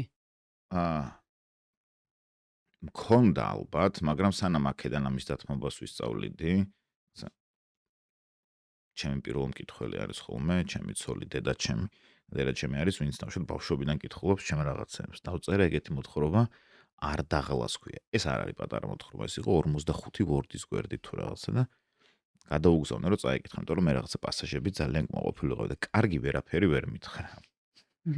მოთხრობაზე. მე ჩემო ცოლმა წაიკითხა, ნუ აი რაღაცა და მე გადაუგზავნე მაშუსაც რომ გადახედეთ ხო და ის მიერეკავს რომ იოანე ამას თუ დაბეჭდა არაფერს კარგს არ მოგიტანს მაგრამ ცუდი ძალიან ბევრი შეუძლია მოგიტანოს და მის რაღაცა თლიანად რაღაცა რომ არ გამომივიდა რაც გამოვიდა ეს ხო იმას არ ნიშნავს რომ გენიალური ან რაღაც უბრალოდ რა ჩემი სტანდარტი და რაღაც გამომცემლობის სტანდარტი დააკმაყოფილა და მე კმაყოფილი ვარ პრინციპში რომ ეს ყველაფერი დაშია პირველი მოთხრობების კრებულის გარდა პირველი მოთხრობების კრებული არ უნდა დამებეჭდა საერთოდ პატარა ვიყავი გამიხარდა და ეს რო გავიარე რომ ვა რაღაც არ გამოვიდა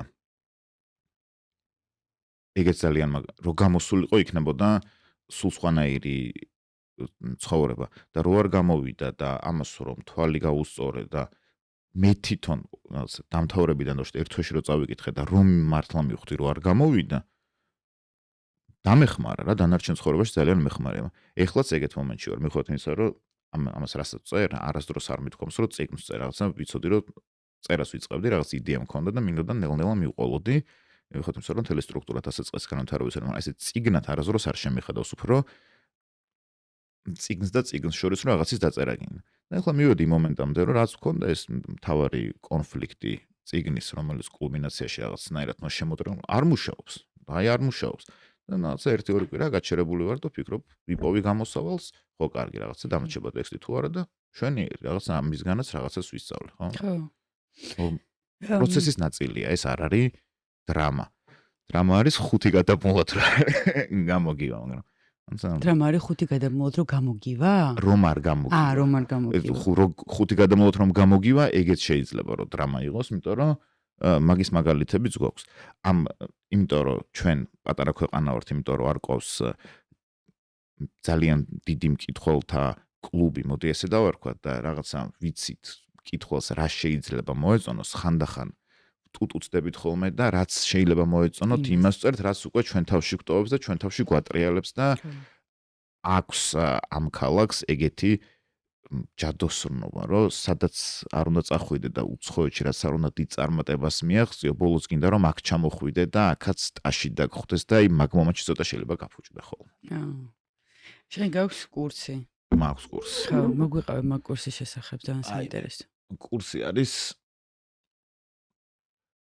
მე ესეთი დიდი პატივი შემხვდა ცხოვრებაში, აიოვას უნივერსიტეტში ვაკეთებდი სარეზიდენციო პროგრამას და მან პირველად აღმოაჩინა, რომ ვიღაც წერას ასწავლის. რა მივხვდი, იმიტომ რომ აქ მეცნ ვარ ნამყოფი ანა კორძაიას ამადაშვილის ლექციაზე ილეონიში, მაგრამ მან პირველად მივხვდი, რომ ამას სტრუქტურიზებულად ასწავლის ვიღაცა და ეს ძალიან მნიშვნელოვანი რაღაცაა, რომ აბა როგორ ასწავლიან სტრუქტურიზებულად და ეს რაღაც სულ მქონდა ტვინში ჩარჩენილი. და მაგისტრატურის კურსის და 2 წლიანის და 1 წლიანის გაკეთება არ მინდოდა და რაღაცა 2 თვიანი პროგრამა, 10 გაკვეთილიანი, პრინციპში 8 გაკვეთილია, 2 არის უკვე პროგრესის სტუდენტი, ვინსად არის ამის გაანალიზება, სილაბუსი დავწერე, რაც იწყება, ძალიან სასაცილო სათაურები აქვს, რაც მომწონს, რომ სატელეფონო ცნობარი, რომ ესეთი მოსაწყენი რაღაცა, რომ სატელეფონო ცნობარი, ესეც შეიძლება ნორმალური იყოს, რაღაც მესამე ლექციას ქვია ძვლები, მე-6 ლექციას ქვია გოიმობას ვერ გაპატი. და თან 8 ლექცია პრაქტიკული დავალებები და სავარჯიშოებით ინსპირაციიდან ამბის სრულ გამართვამდე და მერე დიალოგი და სცენის აწყობა, რომ კონფლიქტი ყველაფერია, ხო გუშინ ჩავატარე ეგ ლექცია, მშვიდობის ამიტი ქვია, რაც ეძღვნება თავიდან ბოლომდე იმას, რომ კონფლიქტი უნდა იყოს ტექსტში, რომ კონფლიქტს გარეშე არაფერი არ გამოდის. ანუ ესე ვთქვათ, შენ მოსწავლეებს, სტუდენტებს ასწავლი, როგორ უნდა აწყონ სტრუქტურა ტექსტის, ხო? ამ წამს მაქამდე ვართ მისული, ანუ ჯერ მხოლოდ რას გავდივართ, ანუ რა უნდა გაკეთდეს და მეორე ნაწილი ის როგორ უნდა გაკეთდეს, ოღონდ მე ცოტა სკეპტიკოსი ვარ, როგორ უნდა გაკეთდეს, მგონია რომ არის სწავლება, მგონია რომ ამ 17 ადამიანს ვინც ახლა ამ კურსზე არის არც ჭირდება, რაღაცა მე რაც მქონდა პრაქტიკული სავარჯიშოები, მოფიქრებული მივხვდი, რომ ესენი ბევრად უფრო კარგად არიან წერაში და ბევრად უფრო კარგად წერენ და ეს სავარჯიშოები არც უნდა აკადრო, რაღაც ჟანრში და რაღაცა შემოშემტო, რომ ამ 4 მაშინ ვორქშოპზე, ლექცია მეცადინეობაში მივხვდი, რომ ეს რა თუ გავავითარეთ, ახლა მხოლოდ დრო ჭირდებათ, რომ დაწერონ და რაღაცა პრაქტიკული რჩევები დავშვათ დიალოგთან დაკავშირებით, იმიტომ რომ დიალოგზე ახლა სერიალის სცენარის მიწერია და კინოშიც რაღაცა გამიგეთებია, ცოტა უფრო მეტი გამოცდილება აქვს და მან შემეძლია გამოცდილება გავაზიარო, მაგრამ აი როგორ უნდა დაიწეროს, ეგ არ ჭირდებათ, იმიტომ რომ ეგ რაღაცა ჩემი სკეპტიციზმი იყო ამ სილაბუსს რო წერდი, რომ მეგონა რომ რაღაცა წერის უნარი უნდა გამომემუშავებინა და მოვიდნენ ისეთი ძალიან კარგი უნარით გამომუშავებული და სხვათა შორის ძალიან ოპტიმისტურად ვარ, რომ ჩვენ ძალიან კარგ ტექსტებს დავდებთ კურსის ბოლოს. მართლა? კურსის ბოლოსვე თუ არა, კურსის ბოლოდან სადღაც. და ეს ადამიანები წერენ ისედაც? წერა როგორც სკილი, ეს სკილი ყველას ქონდა, ანუ გამომუშავებული, მათგან არის რამდენიმე ვისაც წიგნი აქვს დაწერილი უკვე, უბრალოდ რაღაცა მიმართულება ჭირდება. მიმართულებას და შეიძლება თეორიული ნაწილი იმას პანიკის გარეშე იყო ეგეთ სერიალი, ამ პანიკის გარეშეს რომ წერდით, იმდენად არ ვიცოდით როგორ უნდა დაგვეწერო, რომ ისიც კი არ ვიცოდით, რომ სცენარის საწერი პროგრამა არსებობს, რომელშიც ეს უნდა დაწერო Google Drive-ში ვწერდით ხოლმე. და მე მან რაღაც სცენარისტები დავინტერესით, რომ საერთოდ ამის თეორია რა არის და რაღაც Blake Snyder-ის წიგნი გამოვიწერეთ, ეს რაღაცებში გავირკვეთ, მე ტრუბის წიგნი, რაღაც Sitfield-ი რაღაცებს, ანუ ხანდახან საინტერესოა, რომ პრაქტიკაში იცი, მაგრამ უკან რა თეორია უმყარებს ზურგს ეს ყველაფერი, რომ ისხნა, გაიგო, ხო? მე ყოველთვის მიყვარდა ეს რაღაცებს ვეჩიჩხინებოდი და ჩემთვის კითხულობდი ხოლმე იმიტომ არა რომ ამით დავუშვათ წერა მესწავლა უბრალოდ როგორ ხდება რომ ეს ინსტინქტი ხო რატო არ უნდა მესწავლა წერა იმიტომ რომ ამ სტუდენტებსაც ამას ვეუბნებით რომ ეს არის რაღაცა რაც უბრალოდ უნდა გაიგო და როგორც კი წესები იცი იმ წამსვე შეიძლება ეს წესები დაარღვიო უბრალოდ წესები უნდა იცოდე რა ეგ არის და ცხოვრებაში ალბათ ზუსტად ხატრობაშიც და ყველაფერში შენი აზრით ნიჭი თვითონ ნიჭი არსებობს კი ბავშვობაში მატარებდნენ ფეხბურთზე და იმდენად უნიჭო ვიყავი ამ ფეხბურთის თამაში რომ თნელი იყო ჩემ მამინაცulis ძალიან ახლო მეგობარი და პირდაპირ ესე ვერ გამომიშვა რომ შენგან ფეხბურთელი არ გამოვა და ორი თვე ვიდექი კედელთან რომ პასები უნდა დამეხვეწა და ორი თვის თავზე მივხვდი რომ ეს კაცი უბრალოდ კულტურული ადამიანია და ვერ მივუნები რომ გაეთრი ახლა აქედან თუნა ასე რომ არსებობს ნიჭი მაგრამ შენ ახანახე არ აღმოგეშთა ფეხბურთის ნიჭი არავითარი მაგრამ აღმოგეშთა წერის ნიჭი კი ბატონო და შენი აზრით ყველა ადამიანს აქვს რაღაცის ნიჭი კი გამორიცხო ერთი არა თან აი რაღაც ერთი შეიძლება ისეთი ძალიან მამოძრავებელი და მნიშვნელოვანი რაც მთელი ცხოვრება შეიძლება საქმე დაქციო და კიდე ერთი რაღაცა ყველას აქვს რა ჰობი რო გაქვს და ნიჭიერად რო აკეთებ ხო აი რა და შენ წერლობის გარდა თქვათ კინო ახსენებ ანუ აი ხანდახან ადამიანებს არ გამოსდით მიაგრონ იმას რის ნიჭიც აქვთ რა რაღაცნაირად სამყარო თუ ეს რაღაც მოცემულობა 21 საუკუნეა მოცემული რომ მაინც და მაინც უნდა იყო იურისტი ან მარკეტინგის მენეჯერი რომ კარგი ხელფასი გქონდეს რა ხო და ძალიან ბევრი ადამიანი ისე შეიძლება გარდაიცვალოს რომ საერთოდ ვერ მიაგნოს ნიჭი და აი როგორ გონია რა არის აი როგორ უნდა მიხვდეთ ხო იქნებ მესამე რაღაცაც არის და ვერ მივაგენი ჯერ არ არის არა ისე მაინც აი როგორ უნდა მიაგნო რა არ ვიცი ერთი მხრივ კი სამყარო გართულდა, მაგრამ მეორე მხრივ უფრო ინტერნეტი ხო ძალიან ბევრ რაღაცას გაძლევს და რას იპოვნი ეგ არის რა. და მაგაში გეხმარება მილიონი ახალი ონლაინ კურსი არის, რომელსაც შეგიძლია სახელიდან გაუსვლა და ეს რომ მილიონი აუდიო კურსი არის, რომელსაც სამსახურში მისვლის დროს შეგიძლია უსმინო და რაღაცნაირად ინტერესი ხო იცი რომ არ მომწონს ეს ბუღალტერია და რაღაცა ინტერესი მაქვს და იმ ინტერესს გაყვები და როგორღაც ნიჭამდე მიგიყვანს. დასაწყისში რაღაცა მქონდა მოფიქრებული. ხო, ნიჭი არ დაიკარგება, ეს არის გამორიცხული და როგორც კარგი წიგნი არის კარგება, უბრალოდ ხანდახან დაუნახავები ვართ ჩვენ ადამიანები და რო გარდაიცვლება ადამიანი, მე ვიწყებთ ამ მის დაფასებას. ეს თუ იმას რამე ოპტიმისტურად გამოდგება არის, მაგრამ პოულობთ ხოლმე რაღაც დიდი ხნის მერე, თუ როცა იქნება მაინც პოულობ და ნიჭის შემთხვევაში იპოვი რა. ერთ-ერთი თვითგადარჩენა შეიძლება იმდენი დრო შეწირო, რომ ამ ნიჭის უკეთესად გამოყენება ვერ შეძლო. ეგ ხო კაპიტალისტური წყობის ბრალია, ახლა მე დავიწყებ მემარცხენე ნარატივს.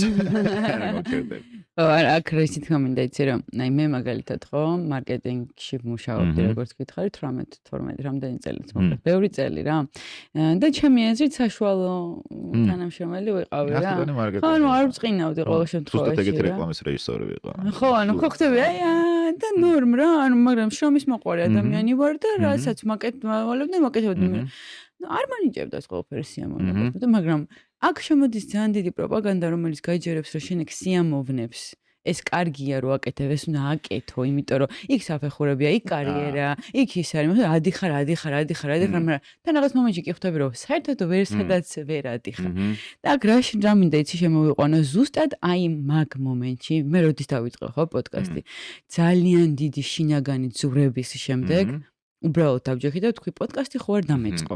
ან მივხვდი არ მაქვს რაღაც საოცარი ისტორია ამასთან დაკავშირებით რა. მე ხა ნიჭიერად მივყავს, არანიჭიერად მივყავს, კითხვა სწორად ვცავ, ეს სხვისი გადასაწყვეტია. მე ვიცი რომ აქ ძალიან დიდ სიამოვნებას ვიღებ. ჩემთვის ახლა შენთან საუბრის დრო გაჩერდა. არ ვიცი რა დრო გადის.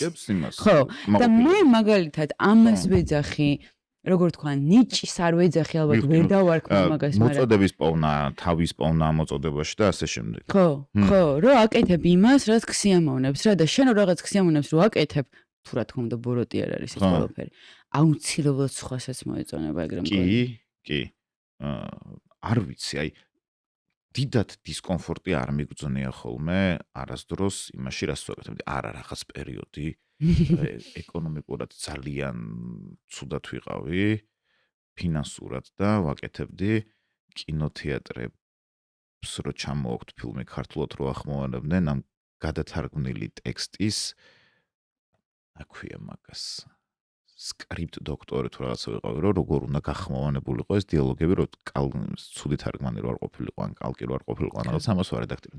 ეგ ძალიან ცუდი იყო. აი, ახლა გამახსნა, რომ ეგ რომ მეკეთებინა დიდხანს ალბათ გავგიჟდებოდი. მაგრამ პრინციპში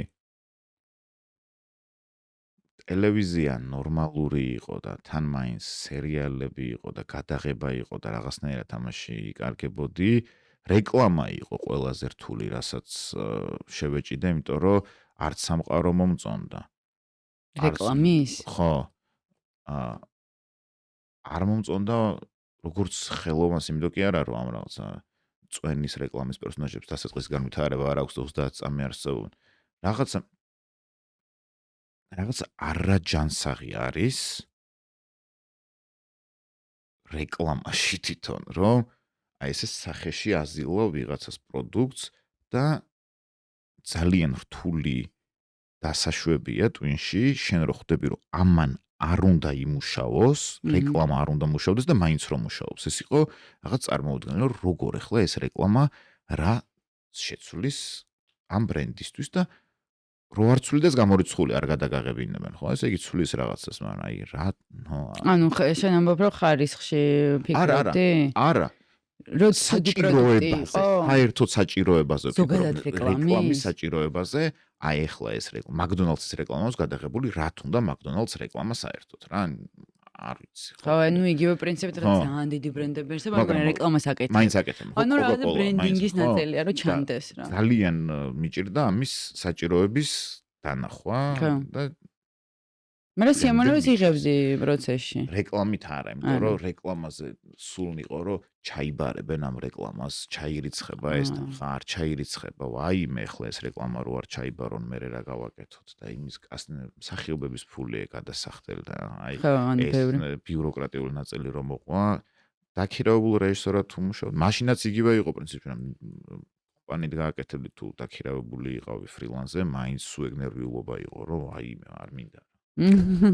წიგნები უნდა წერო. კი, იცი რა ცოტა რაღაც ჭირდება, კალამი და წიგნა კი ჭირდება, რომ წიგნი წერო და ხო, სხვათა შორის მე ვაპირებ შენთან გითხარი კიდე და მაყურებელს ვეტყვი რომ კურსი აგვისტოში. 2 აგვისტოდან მიწყებ. 2 აგვისტოდან ონლაინში და ოფლაინში, ხო.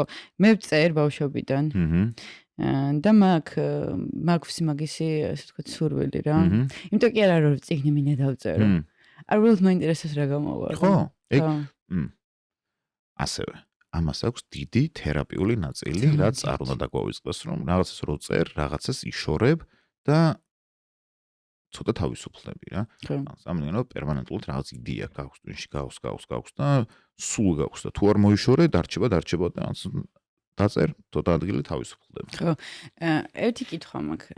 ეხლა თანამედროვე ეპოქაში რა ძალიან ბევრი წიგნი ხო იწერება. ქართულ წერლებს ისევ გულთვალოს და სამწუხაროდ ბევრს არ ვიცნობ, არ წამიკითხავს ბევრი წიგნი, მაგრამ ინგლისურად რა ბევრი წიგნი იწერება, რომელიც აი რო გადაშლი და რამოდენიმე წინადადებას წაიკითხა თავში და ბოლოში ხვდები რომ ცოტა მდარე ტექსტია რა. ხო და ეგ ხო რაღაცა ეგეც ეპოქის ნაწილი. არა, ეგ ყოველთვის იყო. იცი რას გულისხმობ, აი ეხა ხო მაგაში ვართ რომ სწრაფად გადმოიცი სათქმელი, რაღაც ღირებულები. ხო, მაგრამ ერთამს ჯერცერთი ჩემ კურსს თხელი წიგნების კურსი ქვია და ჩვენ ძალიან დიდ პატივისცემთ ამ კურსზე. მე ძალიან დიდ პატივი. არა, თხელზე აქ არ არის ლაპარაკი, შეიძლება დიდტანიანი იყოს. ამდენი ტექსტი, რაც დღესდღეობით იწერება, ეს იქნება ციფრული ტექსტი, ეს იქნება მოსაზრება, სტატუსი თუ კომენტარი და რამდენი ადამიანის დღეს წერს, ამდენ ადამიანს არასდროს, არა რომ ამდენი არასდროს არ ყოფილვართ. ამ ხელა განათლება არასდროს არ ქონია ადამიანს, როგორც ეხლა აქვს. ემილ ზოლას ეპოქა, სულ სხვა ეპოქა იყო და სულ სხვანაირ ლიტერატურას ითხოვდა. აბემურე შეწოდება აქვს ერთ ტექსტი, სადაც 120 გვერდი აღწერს წალკოც. ჩემი აზრით, უფრო ბოტანიკის სახელმძღვანელოა, ვიდრე ლიტერატურა. ეგ ნაწილი თორე წიგნად არ მომწონს დიდად. ასე ეს არის. იო ფეზოშვილის საკრიტიკო მწერალი არ არის. დრო იყო სხვანაირი. ამას კითხულობდა საშუალო და საშუალოზე მაღალი სოციალური ფენა და საშუალო და საშუალოზე განათლებული ადამიანი და ის განათლებული ადამიანები ამას რო კითხულობდნენ არა მხოლოდ სიუჟეტს, არამედ ამას ჰქონდა დროის გაყვანის დანიშნულებაც და ამას ჰქონდა ბოტანიკის სახელმძღვანელოც რომ აქედან გესწავლო და ემილ ზოლა ამას არ აკეთებდა მხოლოდ ეს რაღაცა ამის გამო აკეთებდა კიდე იმის გამო რომ ნახე ზოლას რამდენი აქვს ნაკითხი ეს მართლა იყო ლიტერატურაში და მართლა იმიტომ იყო უსაშუალოდ დიდი წიგნები და იმიტომ იყო უსაშუალოდ დიდი პასაჟები რომ ქონდა ის დანიშნულებაც რომ დროც უნდა გაიყვანა ამ ყველაფერს. კი, გეთანხმები და მე ძალიან მღლის ეგეთი წიგნები. თუ 100 გვერდიანი წალკოტის აღწერა რომელიც მე 12 გვერდზე მივხვდი რომ ედემის ბაღზე არის ალუზია, მართლა აღარ მინდა ეს 90 გვერდი ხო? კი, მაგრამ ნასკელი წიგნები ძალიან მიყვარს. არა, კი, მაგრამ აი მე რას ვამბობ, იცი, დინამიური განვითარება უნდა არსებობდეს რა წიგნში რა, დიდი ხანი პალტოს როგორ კიდევს. არაფერს არ მაძლევს, ხო. და ამ წამს მკითხველი გასათვალისწინებელი რომ კარგი მკითხველი ამასაც და იმასაც ფანტასტიკურად მოსდევს, მაგრამ აი თუ ვიღაცას კონცენტრაციის პრობლემა აქვს და 20-40 წამიანმა ვიდეომა ისე შეუცვალა ცნობიერი რომ ვეღარ მიყვება სქელი წიგნით ეგრევე შეაშინებ. აი უბრალოდ ეგრევე აშინებ. არ მოკიდებს ხელს და არ წამოიღებს მაღაზიაში. მართლა არასდროს არ წამოიღებს.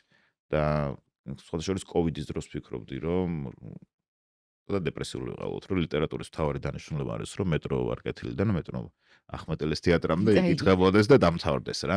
შეცვალეთ ეს დამოკიდებულება. ანუ მაშინ ეგრე მჯეროდა რომ რაღაცა ხო. ხო. დარენ ნაწარმოებებს რაც შეეხება, აი რას ეძახი შენ დარენ ნაწარმოებებს მაგალითად?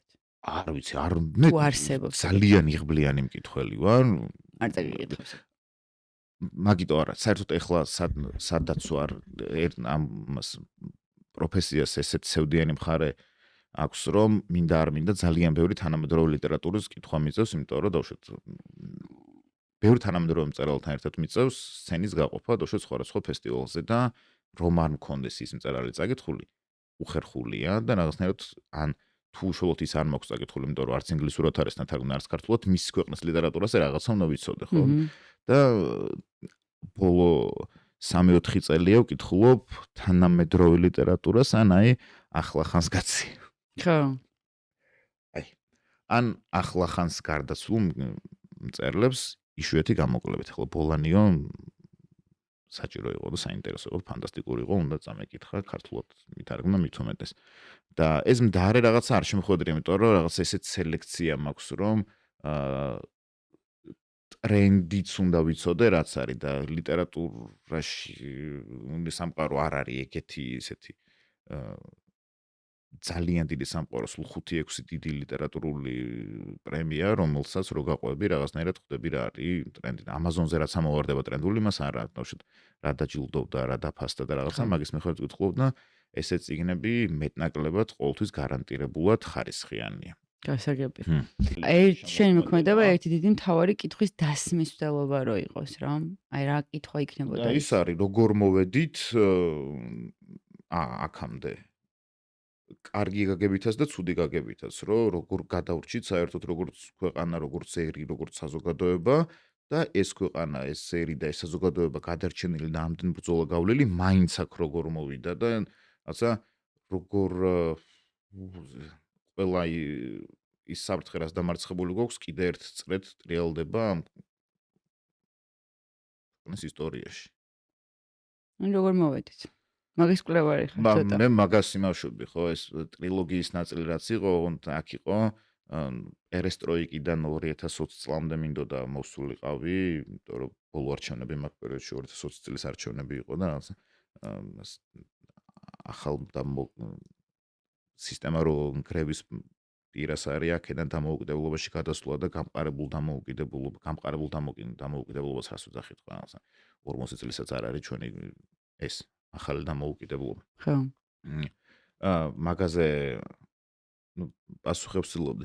მე ცოტა უკან წავედი, ესეთი აი კიდე ერთი მიტოვებული და გაწყვეტილი ტექსტი სადამ ყვანა ესე ერქვა და მან 1956 წლის პირველ საქართველოს საბჭოთა კავშირის საქართველოს პირველი მასიური გამოსვლები იყო მე-20 ყრილობაზე გაშხერებული საქართველოს ბრალდებების გამო და სტალინის კულტურო დაგმეს და სტალინის სისხლიანობა რო ქართულობას დააბრალეს, ამაზე ქართული საზოგადოება გაბრაზდა და ქუჩაში გამოვიდა საბჭოთა ჯარმა რაღაცა.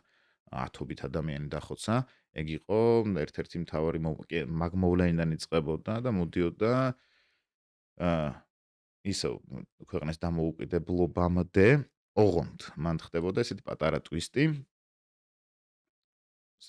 კგბ-ს არქივის დაწვას რო გადაწყვეტა ვიღაცა რეალურ საქართველოში წიგნში თავარი გმირი ზუსტად მაგ დროს კგბ-ს არქივთან ჩაივლის ნასვამი მიბოდიალობს და ხედავს რომ ვიღაცა ამ არქივის დაწვას აპირებს და გადაარჩენს კგბ-ს არქივს და მაგ წამიდან იწყებოდა ალტერნატიული საქართველოს ისტორია რომ მოდი მერაბ კოსტავა არ მომკვდარა ამ საქართველოში და მერაბ კოსტავა გახდა პრეზიდენტი და როგორი საქართველო და რას ვიღებდნენ principში მანდატს ტვინით იქამდე მივდიოდი რომ სადღაც ის მაინც აქამდე მოვიდოდით რაღაც ეგეთი რაღაცის ჩვენება მინდოდა და მე უბრალოდ გავწყვიტე ეს წიგნი იმიტომ რომ მაგ წელს ძალიან ბევრი წიგნი დაიწერა სტალინზე და მეტი იყო უკვე მაგრამ შენახულია და პირველი 20 გვერდი შენახულია გაგრძელების პერსპექტივა არის? არის გაგრძელების პერსპექტივა უბრალოდ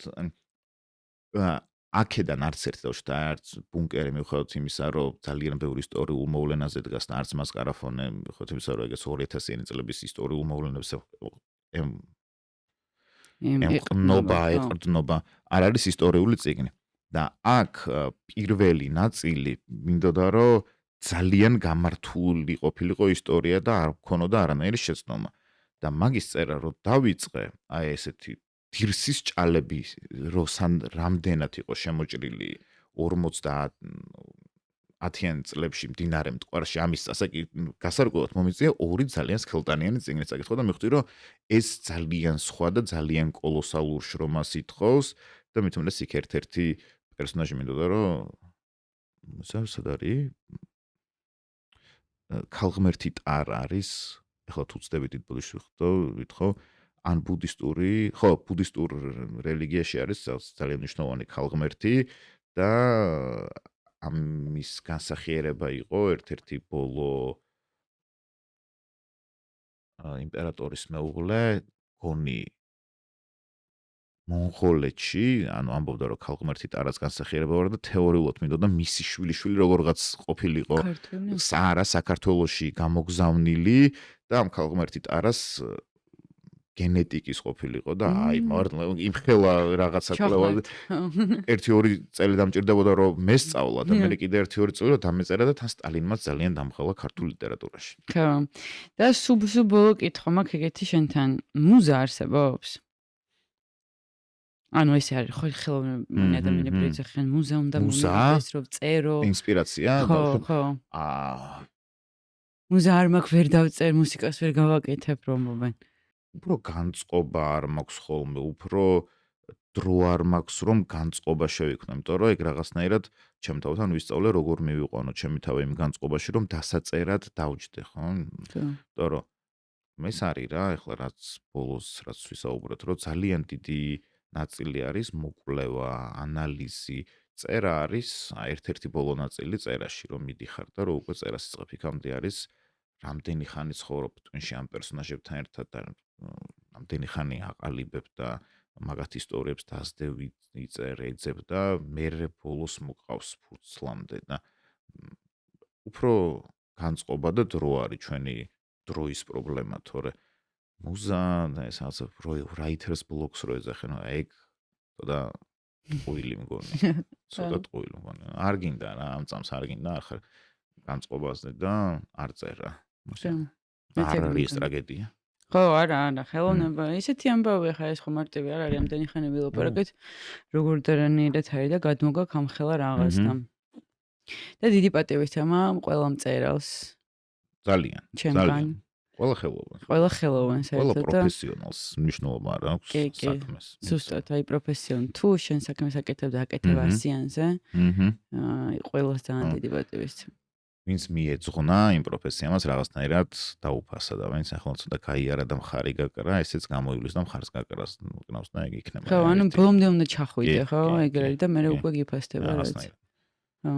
ისე არ დარჩები. სიკვდილს მე დაგაფასებენ. მაინც. ყველაზე თუ ჩემ ყველაში, ხო. პანთეონში დაგასაფლავენ, ხო. პანთეონში აღარ არის ადგილი. აუ, აღარ არის. გამორიც. ახალი, არგი. იქნება. ძალიან დიდი მადლობა. დიდი მადლობა ძალიან მოწვევისთვის. საინტერესო იყო ჩვენთან საუბარი. ჩემთვისაც მართლა რაღაც კითხვები რო გადმოგზავნე, უკვე ის განცდა მქონდა, რომ კარგად წავიდოდით. ხო, და შევხვდებით, მე მგონია, რომ აუცილებლად. ბევრჯერ მინიმუმ შენ კურსზე.